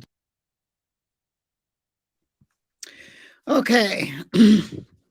Okay, so I thought that was a good press conference. I know that perhaps most people who believe that Nicola has been abducted are not going to be satisfied by that. Let me just turn my volume down now so I don't blast your eardrums. I don't know what else to say other than they have done all they can possibly do. All they can possibly do in a situation like this. I was interested in the high risk vulnerable. I don't know what it means in relation to Nicola, but what I can tell you is what the police flag means as a general term for vulnerable. So 2012 up to 2014, I worked with Lancashire Police, not as a law enforcement officer in any way. I was an academic.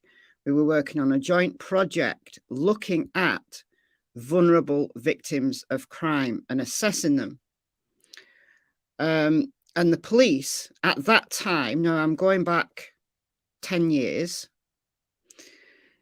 when a victim of crime, and this is crime, or a defendant, someone accused of a crime, came through their system in any way, so made a statement, had an interview, a case was being investigated, if that person was deemed high risk and vulnerable, a flag would be put on their record to remind everybody that this particular individual, whenever this record is accessed, so when a new interview is done or new information is got from that record, that flag comes up.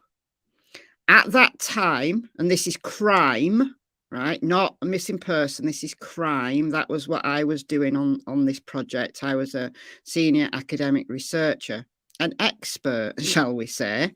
Some people like to use that word. And it meant a disability, a medical condition, a problem with speech. So if English wasn't your first language, for example, and you needed, let's say, an interpreter, that classed as vulnerable. There were certain unusual circumstances that would also class as vulnerable. Domestic violence was a separate kind of way to assess vulnerability. So when it was a suspected domestic violence case, a vulnerable flag was only done after an assessment was made of that situation. So domestic violence in itself, it has to be further assessed. So in relation to a missing person, then I would imagine that high risk vulnerable means the same thing. So a medical condition, a disability. We know that Nicola is not a person who has the English language as her second language. We know she speaks with an Essex accent. We know she's British. So that's not relevant. So I'm imagining that it's to do with a medical condition. Now, if somebody, let's say, for example, has asthma or epilepsy or diabetes or a serious mental health condition, that will be classed as a vulnerability. When my stepbrother went missing, and I'm going back many years, I was a teenager, he was classed as high risk vulnerable because he had schizophrenia and he hadn't taken his medication with him. So that's the type of thing I'm thinking about. However, they might also assess the situation as well, that belongings were found and a dog was found by the river. That in itself is a massive red flag, because if you've gone missing next to a river, the most obvious place you're going to be is in the river. So somebody who goes missing near something that is high risk, like a body of water is high risk, or near a cliff, right? That's high risk because you've fallen off the cliff, right? So it could be a medical condition, or it could be the situation that they assessed and classed it immediately as high risk. And they put all of their resources into searching that immediate area. It is not true that they did not examine that area right there and then for potential forensic evidence, for potential other belongings being left behind, blood, that kind of thing. They had dogs on the scene that day. They searched that immediate area that day. They had police divers in the water that day. They had Lancashire Fire and Rescue. They had other search organisations. They had the Coast Guard on red alert. The Coast Guard has been working with them very closely.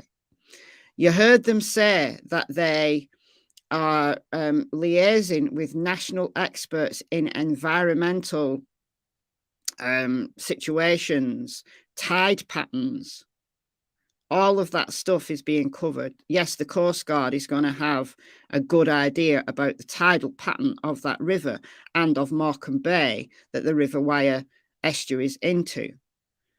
But they cannot do more than what they've done. As of last week, they've ground searched, and I'll share that picture again with you. I'm going to put this picture in my PowerPoint. Please hold just a second. So this is what this was of last week. Not that one. Hold on. Please hold. There we go.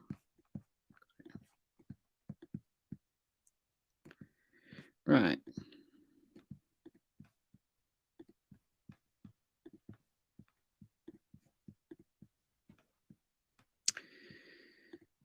This was of last week. This was the last press conference. Now, they didn't give a search radius today, but what they said last week was that their ground search had gone a mile out.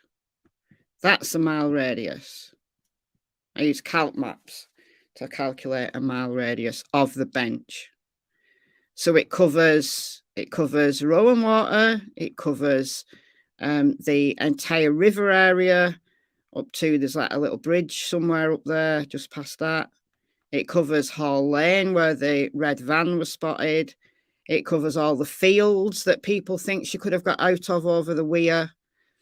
And they have moved outwards. Now, it doesn't mean to say because, and this is normal, you start at ground zero and you work outwards. That is normal.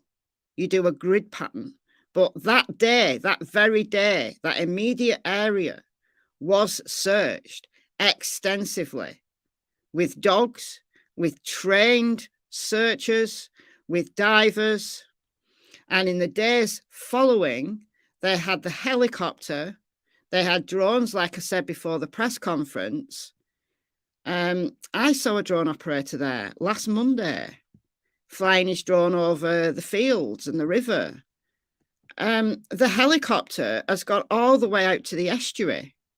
The helicopter has been flying every single day over a vast area. I don't understand why people think that this place has not been searched. It's been searched extensively. I honestly don't see what more they could have done. I can't see what more they could have done. And I think that social media has been a hindrance because I said last week, I went there on Monday to understand that scene because it was one case where I could actually go to the scene rather than looking at other people's footage, looking at maps. You don't get the full experience. I would never have known how sheer that bank was. Yes, you do get an idea. You do get an idea of how sheer it is from pictures like this. Oops, that's iMovie, not PowerPoint. What's going on here? All right. By looking at pictures. But until you actually stand there, I stood about there. The style's kind of there just off the picture.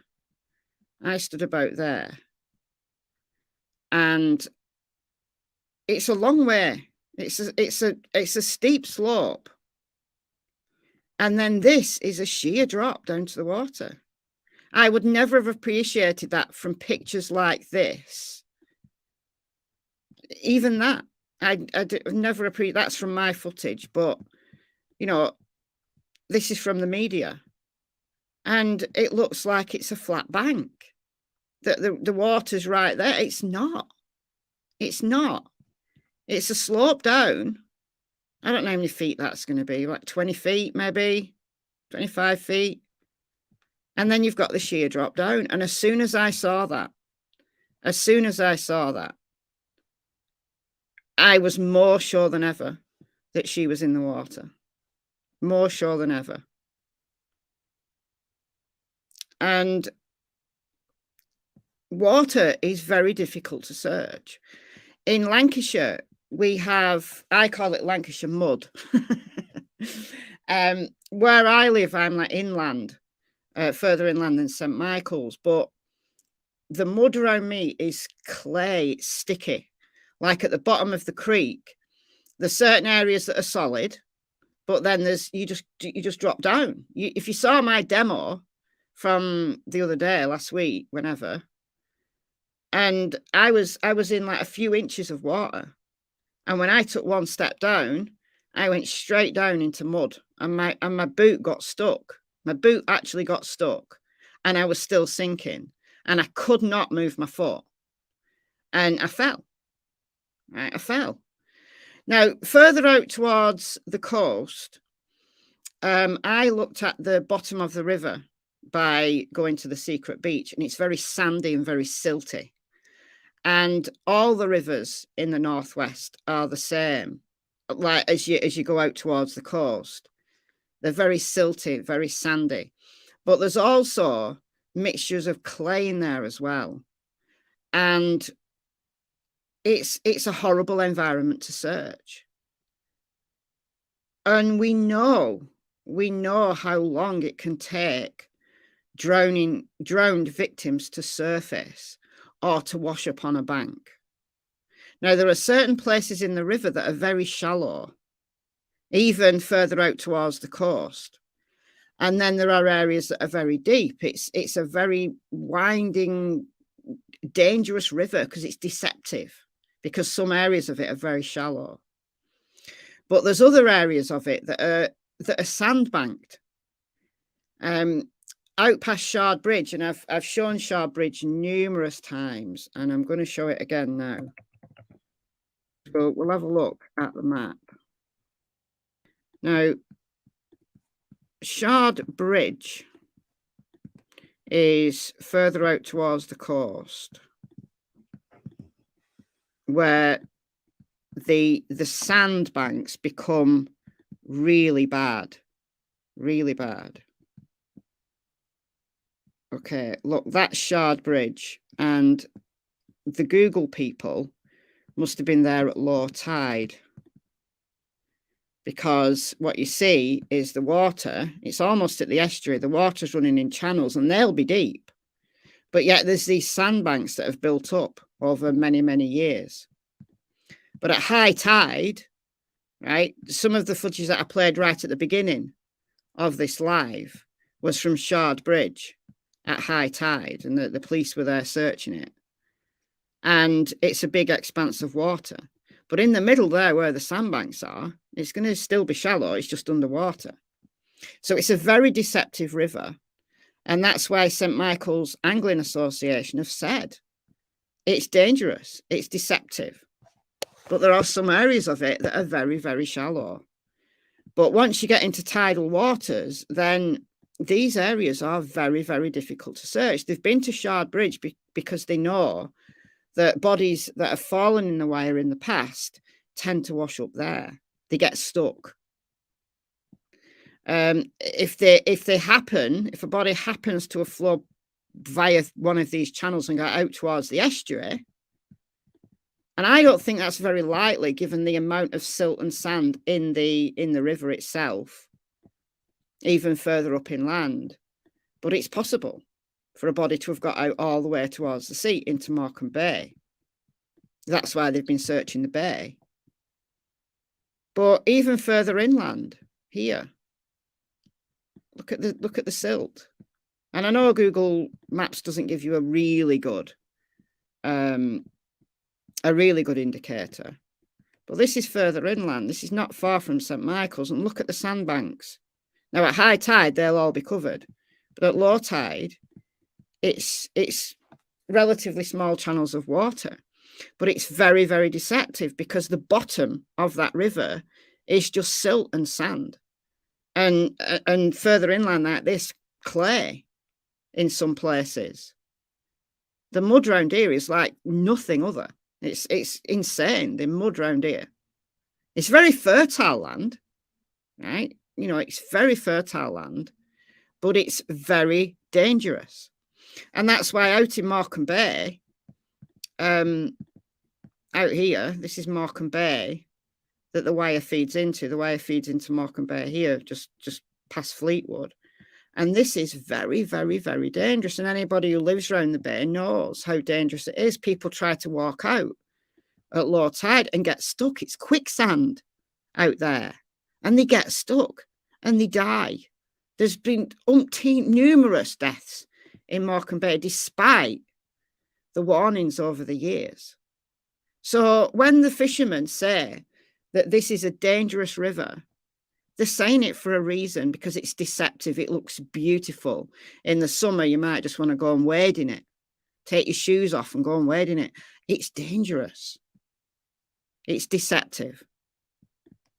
So I can absolutely understand why when the police got on scene and saw her phone and the harness halfway down the bank and Willow there, agitated, I think Willow went to the gate when she heard a human coming.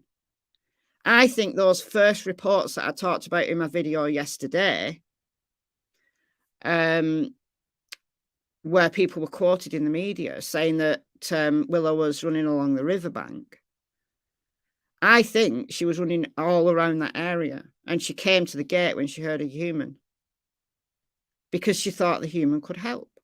And I strongly, firmly believe that. And this press conference has reinforced that in my mind again. It really has. That there's nothing to suggest that Nicola has, what am I doing here? Has been abducted. So if we go back to St. Michael's, wherever that is, I've lost my place. Churchtown, Great Eccleston, St. Michael's is around here. There it is. All right, so we'll go to here and we'll talk about the CCTV once again. I've talked about this loads, but we'll talk about it again. All right. So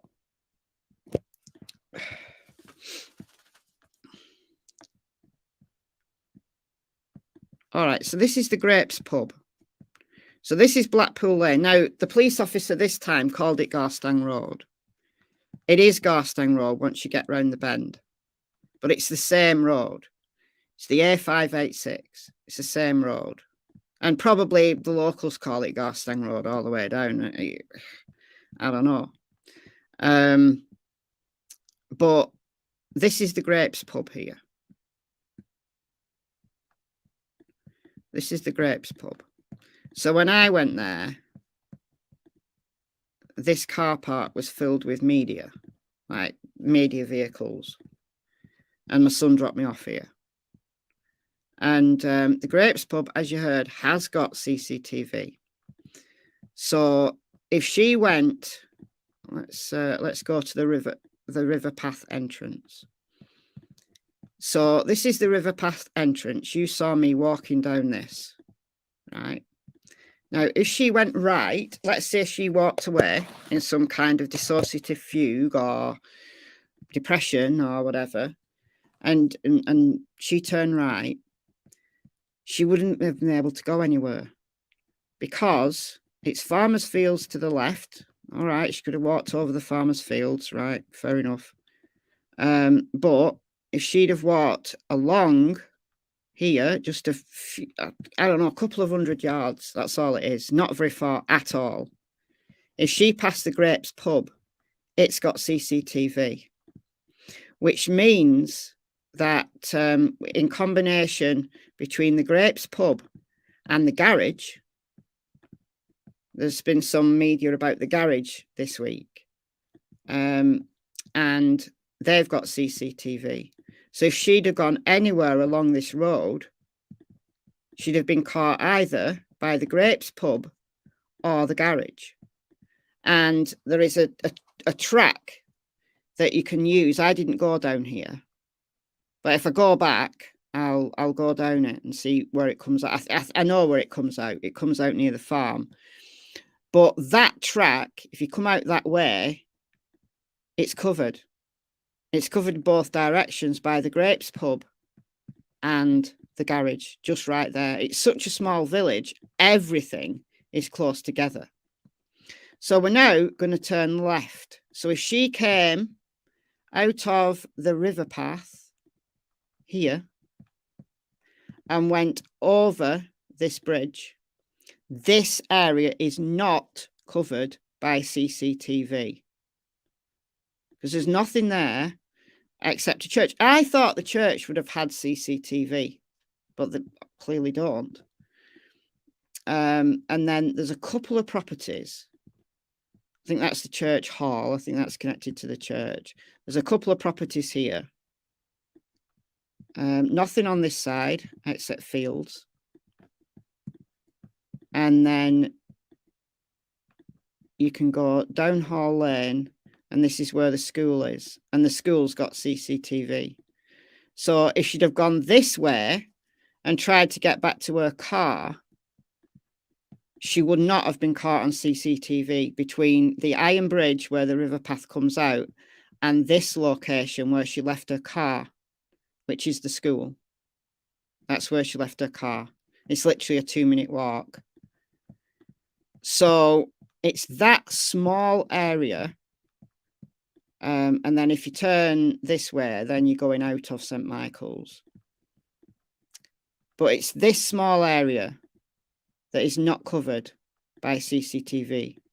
But they did say all of the dash cam that they've reviewed so far has not shown Nicola on it. They also made a point of saying that Willow could get through the gate. If Nicola had walked away down the river path through the gate, we'll show you the gate, because there's people saying, which gate, which gate? Well, this gate. Hold on, let me show you a good picture. This gate here, right? That separates the bench area from the river path, which comes out, goes past the farm, past the weir, and it comes out at the iron bridge, right? This gate. People have been saying, if Nicola walked away, she was abducted through this gate, she would have been trapped. Willow would have been trapped. No, she wouldn't. No, she wouldn't. No, she would not. If you see my footage, better picture of the gate. If you see my footage, right, you will know that Cassie could get through that fence. She had a go at going under the fence, but then she's kind of stopped halfway under and waited for me, because that's what she's been told to do in the previous, right? If she'd been off a lead, she'd have just gone under the fence and then waited for me at the other side of the gate. People have said, yeah, but there's wire netting. Well, there is, but there's also a stile. Oh, it's not on this picture. There's also a stile right there. Right, so Willow could have jumped over the stile and then out. Or she could have gone through the fence at this side. A Springer Spaniel easily would have fit through the fence at this side. The fence is so low, a Springer Spaniel would just hop over it. A Springer Spaniel who's good at jumping would hop that gate. I had a collie cross shepherd who could scale a 7-foot fence, like with absolutely no problem whatsoever.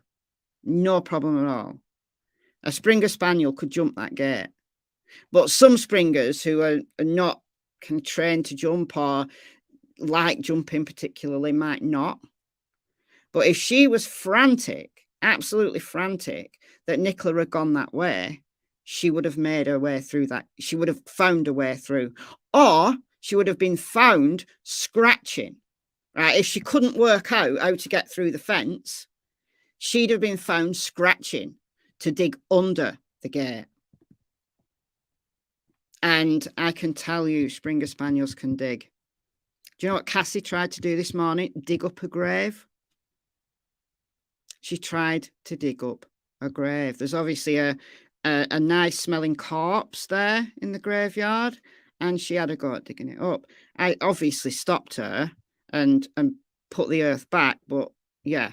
So Willow would have been found scratching under this gate if she couldn't work out how to get through the fence. So I'm glad that the police have been very clear that although they're not dog experts, she could have got through that gate if Nicola had gone that way or had been abducted that way. One of the other areas, I received an interesting email from somebody who asked me a question about this gate. I believe it was this gate anyway. Now, this gate, I went... I'll actually get my footage up rather than just show you that still. Hold on. So this one. Please hold. No, it's not this one. That's just the river path. So that's the iron bridge there. So if Nicola went this way, not caught on CCTV, to Hall Lane, but it's only a couple of minutes walk. And then if she'd gone right, she'd have been seen by CCTV. So that's the river path. And it goes round the bend. It's tidal at this point. It's the next one. That's the long one. This one. Okay. So river path, river path, river path. Weir. And what you've got is, at this point, you've got the weir on the right and then the farm on your left, the caravan park. SGI were parked there at the farm when I was there. So there's the weir. There's the farm. There's Cassie barking at a dog. Okay, and then you get to this gate here. So I just happened to check my emails last night, and I've got loads. Guys, if you've emailed me regarding the Nicola Bulley case, I'm really sorry I've not got back to you. I've got loads of emails, but I just happened to, I think it was one of the first ones I got regarding Nicola Bulley. One of the first ones I saw, anyway, but there's loads in there. About, I believe, this gate. Now, this, and the question was, could you get a vehicle if you had a lock, a key to this gate? And I actually saw a man unlocking it. Must have been someone from the farm. Is he on this footage? I might have just turned the camera away from him, but there was a man who went through that gate while I was there. No, maybe not. But anyway, this gate, I've gone past it now. Farm there. You see the caravans and the chicken sheds. All right. Keep going past it. There it is. All right, this gate. Right. So could you unlock that gate and get a vehicle to the bench? And I would say no. And I think the idea was that if you came from the farm, could you get a vehicle down to the bench if you had a key to that gate? And what you can see at this gate is, have I gone past it again? This is very annoying.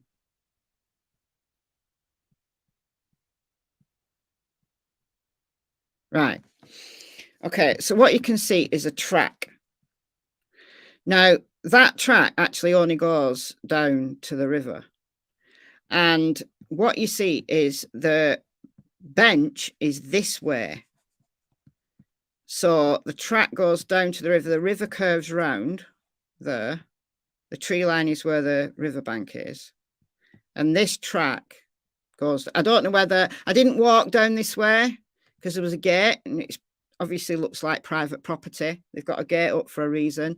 I don't know whether there's like maybe a cabin down there or I don't know. It doesn't look like there is on Google. Maybe there was at one time. Maybe it's just access to the weir, because maybe weirs need treatment. I don't know why that's like it is. However, in answer to the question, you can't get a vehicle to the bench via that route. No, I went down the weir at this point. So I bypassed the gate and just went round and went down to the weir. Maybe the gate's there to stop people going to the weir. because it's dangerous. Like the gate's there, and then there's wire up, but I just went round it all, and I think I had to step over some, and I went down to the weir to take some pretty dangerous footage because I was right on the edge of the bank. I was right on the edge of the bank there, right on the edge, seriously. And there was brush as well overhanging, so I'm glad I had my walking pole with me because I could obviously look at that how close I was there. And then I went back up, and I think that's caught on my live footage. But in answer to the question, no, you can't get a vehicle to the bench going that way. Now, where it comes out is there, the tree line. So the river comes round, and then the river's like here, the bench is here, and the tree's here. You can see the metal gate there. The track goes along there, and this field is it's overgrown. And yes, you could probably get an ATV or you know, a vehicle that can cover overgrown terrain. You certainly couldn't drive a car through it. And I had a look over this. I didn't go down that track, but I did have a look over this. And there's no signs of vehicle tracks or anything like that. It's not been used for vehicles. Now, there must be access because they must have to cut this grass at some point, right? They must cut it at some point. But a car wouldn't be able to get down there because it would go down the track and then it would just stop. And you can't see very clearly, but you can see how overgrown it is. Obviously, people use this for walking, but I don't know, you can't get any further. But if I go again, and I do plan to go again, I'll walk around that field. But the police are confident that it's been searched. If there was vehicle tracks on there, I'm sure they would have noticed them. I would have noticed them. But like I said, I didn't walk all the way around the field. But that will be one of the things that I want to look at. But I'm confident she did not go that way. I'm confident that she wasn't either taken that way or walked that way, simply because Willow could so easily have followed. Because there's a stile there. Right there, next to the bench, there's a stile.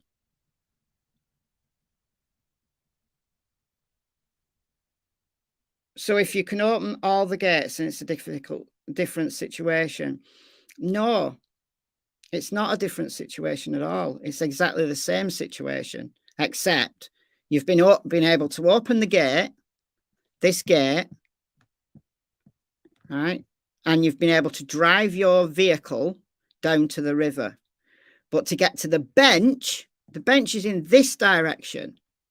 You've got to cross this field over here, right? So, and this field over here where the trees are is overgrown. It's not being used for vehicles. It's not. I can tell you it's not. Could you get an ATV down there? Yeah. Could you get a car down there? No. I really don't think you could. And there was that many people around that morning. Who would attempt it? Who would attempt it? And I also continually go back to the fact that if Willow had been trapped, either Nicola went this way down the river path or this way in some kind of dissociative fugue, Willow would have just followed her. She'd have just followed her. Willow would have been found somewhere else.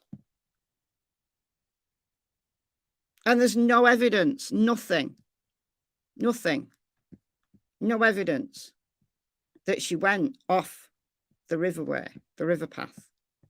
No evidence whatsoever.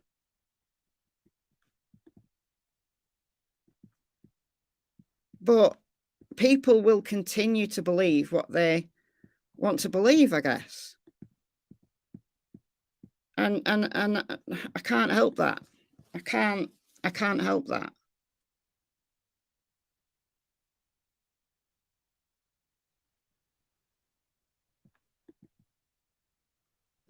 Well, apparently, according to the early reports, if you watch my video from yesterday, you will know that there was another person there who came along and saw her with Willow. So, like I said yesterday, and like I said at the beginning of this stream, if you want to believe that Willow was tied up, Nicola was abducted and Willow was tied up, and this was all a stage scene, then you've also got to believe that the other locals who were in that area at the time are also in on it.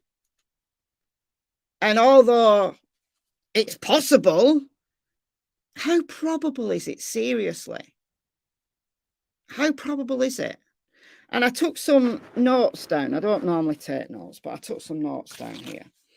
And they have been around 300 residences. So I bet that's every property in St. Michael's. There's only like 600 and odd people who live there. Right? Some of those are going to be children. Right? So I reckon that that's just about every property in St. Michael's. Now, obviously, they've not gone to every single property and searched every loft, every crawl space. Properties in that area don't tend to have basements or cellars. But I bet you any money they've looked at every single property on the outside because it's within their search area. They've contacted 300 people in the local area. So if there's only 600 odd people live there, some of them are children, that's probably every homeowner. Like at least one person in every house has been spoken to. They followed up 1,050 tips. They've been followed up to date. They used dogs, helicopters, search, can't even read my own writing, search, something. Basically everything. They've done everything that they could do. Everything that's available to them, they've used. They've contacted and are working with experts in tides, currents, the environment around there. And it's been extensive, including searches of properties closest to where Nicola was last seen. So that excludes the farm / caravan park. There's pictures of them searching that place. And Rowan Water. Rowan Water it's an old fishery. There's a lake there and you can buy cabins. There's actually one for sale at the moment. If you want to buy a cabin at Rowan Water, one of them is for sale right as we speak. So if you've got £200,000, you can buy a property at Rowan Water. I do not have £200,000 to buy on a cabin, but I guess if you've got the money and you like fishing, that's a private fishing pond just for the residences of Rowan Water. This is Rowan Water. So, contrary to what was said on the internet, the CCTV is working at Rowan Water. It covers, excuse me, it covers the rear gate, which is here. This is a 6-foot fence, at least a 6-foot fence, all along, right? All along here. There's CCTV here, which is working. And there's also CCTV at the gate. This is a gated community, so I don't know where the gate is. The gate's about here. You can see it on Google, right? It might be here, actually. Wherever. Right, we're going to go down and have a look. Right. This is the entrance of Rowan Water. It's got a gate. And the CCTV at this gate, Nicola did not enter or exit via Rowan Water. And they will have checked vehicles that pass by and anyone on foot. She did not exit via Rowan Water. It's a little gated community. One's for sale. Do you want to? Look on Rightmove. Okay, so yeah, I don't know what else to tell you. I really don't know what else to tell you.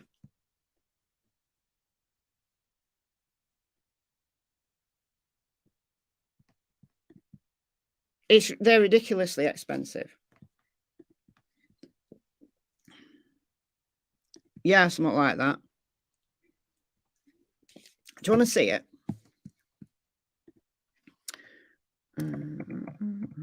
Hold on, please hold.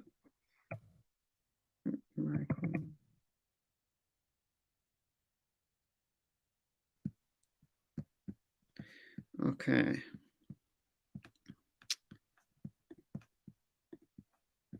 All right, this is properties in St Michael's. There we go.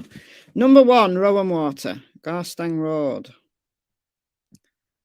All right, 199,500. So this is the cabin inside.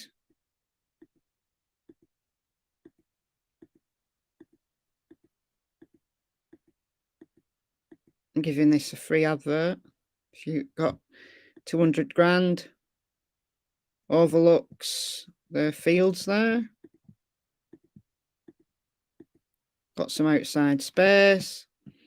So let's see what its features are. Central heating and double glazing, decking with great view, study, restaurant to front of the park. So they've got their own restaurant, bus stop, modern fitted kitchen, tranquil rural location, ensuite to main bathroom, private stocked fishing lake, 24-hour park CCTV.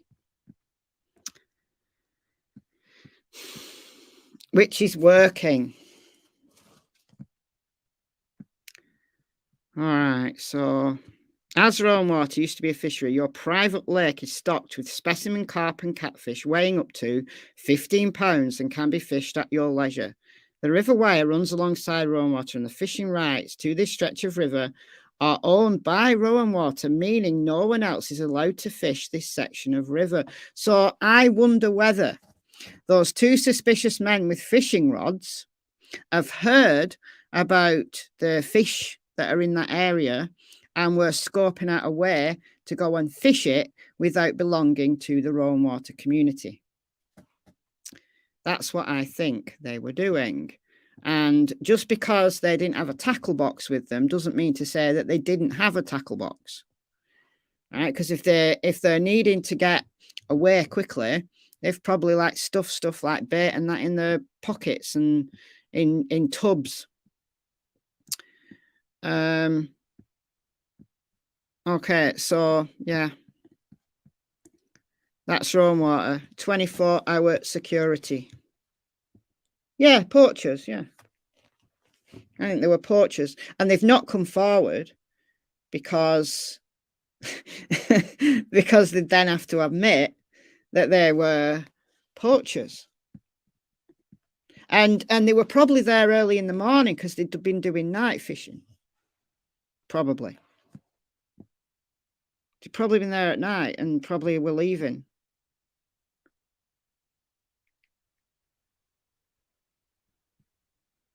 No, we've talked about that, Foxy. Just rewind a bit. We've talked about that. All right. Has anybody got any questions? Yeah. It's insane. Property's insane. Yeah. People have got money to burn.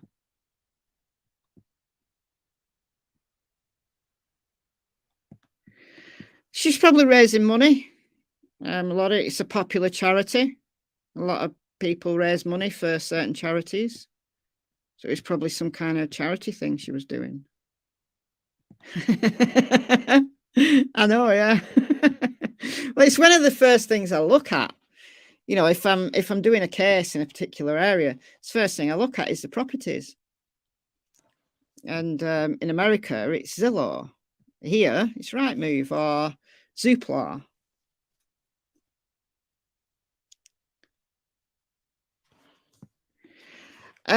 It can, some people who drown in rivers are never found. Roger Jones, the case that I talked about in a live over on Michelle Watts last week, it took 2 months for him to wash up at Shard Bridge that we've talked about numerous times. So if a body gets trapped in like reeds or sandbanks, which there is a lot of on the River Wyre, they're never going to surface. And it would only be, let's say, a change in the tidal pattern or a volume of water maybe changing, either increasing or decreasing, that might dislodge that body as that body decomposes. I know it's horrible to talk about, but as that body decomposes, its density changes as well.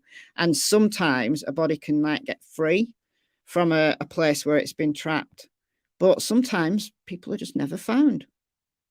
So it might be that, you know, the police can't use that amount of resource that they are doing consistently forever. So it might be that the police call off the search. Like he said, you know, he's going to review it, you know, at some point. They're going to search this week and then he's going to have to review it. So if they conclude their investigation from a CCTV perspective and all they've got left is the river, then the police will probably call off the search. But that doesn't mean to say that other search organisations have to. You know, the Coast Guards are out there in the bay every day. There's dog walkers. This is one of the things that has angered me so much and why I've been so negative towards fan favourite Peter, is because not only, and the media, the mainstream media are the same. The mainstream media have angered me in exactly the same way that Peter has. It's not just Peter that I'm angry at. It's the entire media. And it's feeding into the social media frenzy, which in turn is feeding into how the family are behaving, because the family are believing this kind of stuff and they have been given false hope and they are in denial. They are absolutely in denial, in my opinion. And it's understandable. I would be exactly the same. I would have reacted in exactly the same way and grabbing onto every piece of hope that I could. So when somebody's saying, I can find her, they're going to believe them. And I think it's cruel. I think it's hurtful that they've been given that level of false hope. However, the police investigation has not concluded as of yet. So until it does, then there's always going to be that small, however fractional, small possibility that something else happened to her. I don't think it did. I really don't think it did. But there's always that very slim possibility. So until the police investigation concludes, then of course it's fine to talk about those possibilities, but not to the expense of just ignoring everything that is to the contrary, the glaring things to the contrary. In my humble opinion, that's exactly what's happened.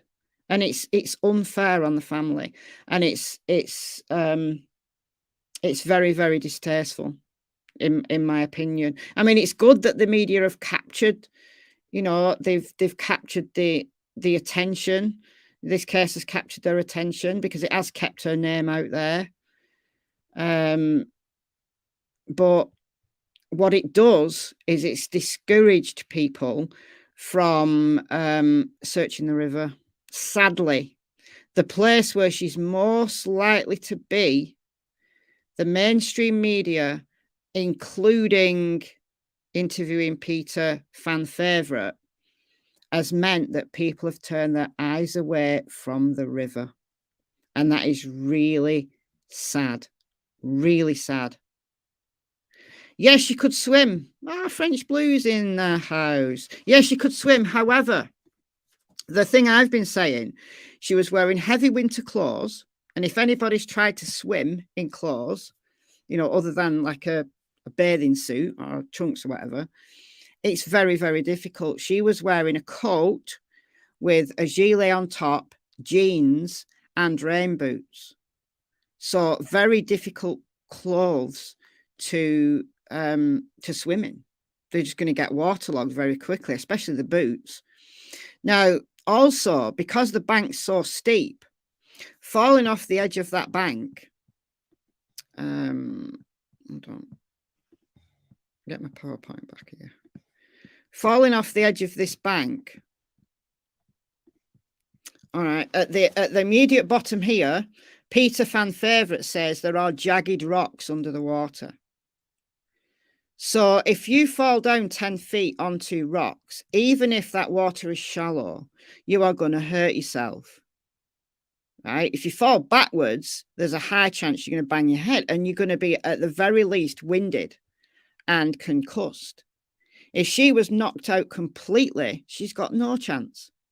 Now, if she wasn't knocked out completely and she was able to stand up, there's no way in the world, because it's about 2 to 3 foot deep at the edge. But Peter Fan Favourite said it was up to 3.5 meters when they were there in the middle. So that's what, about 10 feet. So she wouldn't have been able to get up this bank. It's too steep. But on the opposite bank, it's not quite as steep. Like here, it's not quite as steep. You've got a chance to get up on this bank. So what if she was injured but not knocked out completely? What if she tried to swim across to this other bank, and because she's injured already and she's winded, and because she's got these heavy winter clothes, what if she just succumbed to the water? What if? It's the most likely scenario. If she was knocked out completely, then, because it was a few hours, because of that delay in reporting to 999, right, you've only got to go around this bend. The body's only got to float around one bend for it to be out of sight from the immediate searchers who searched this area. And then once she's gone a few more 100 yards past the weir, she's into tidal waters. So that delay in calling 999 and getting people out there possibly has been a contributor to the fact as to why she's not been found. That's just my opinion, my assessment of the environment there, of what I've taken. I don't agree with fishing because I'm vegan, but I've taken what St. Michael's Angling Association have said very seriously, because they know those waters, and it's them that have put up these signs. Dangerous deep water in red. Dangerous deep water. I hope from now they actually put a sign up like right here at the bench. Like, you know, like you might have missed that dogs must be on leads because it's high up on the tree. You might also miss this. And you might just not realize how deep that is. And I hope that this has taught the people who own this land and the people who fish this land that they need more signage, that this is a very dangerous area. And once you get round that bend and just a few 100 yards down is the weir and its tidal waters, and it is steep. The banks are steep there, and then you're gone. You're gone until the river decides to give you up. It's up to the river to give you up at that point.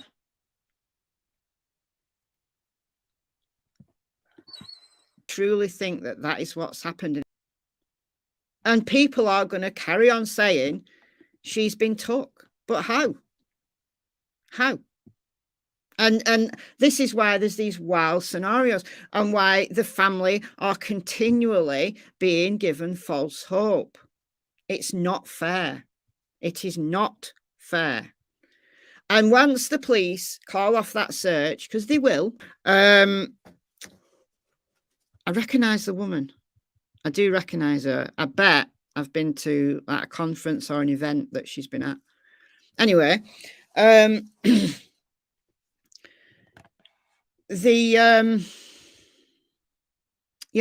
police, 20th day, he said that they were going to continue.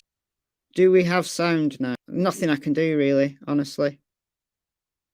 But I'm going to call it a day. I might as well call it a day while we're buffering.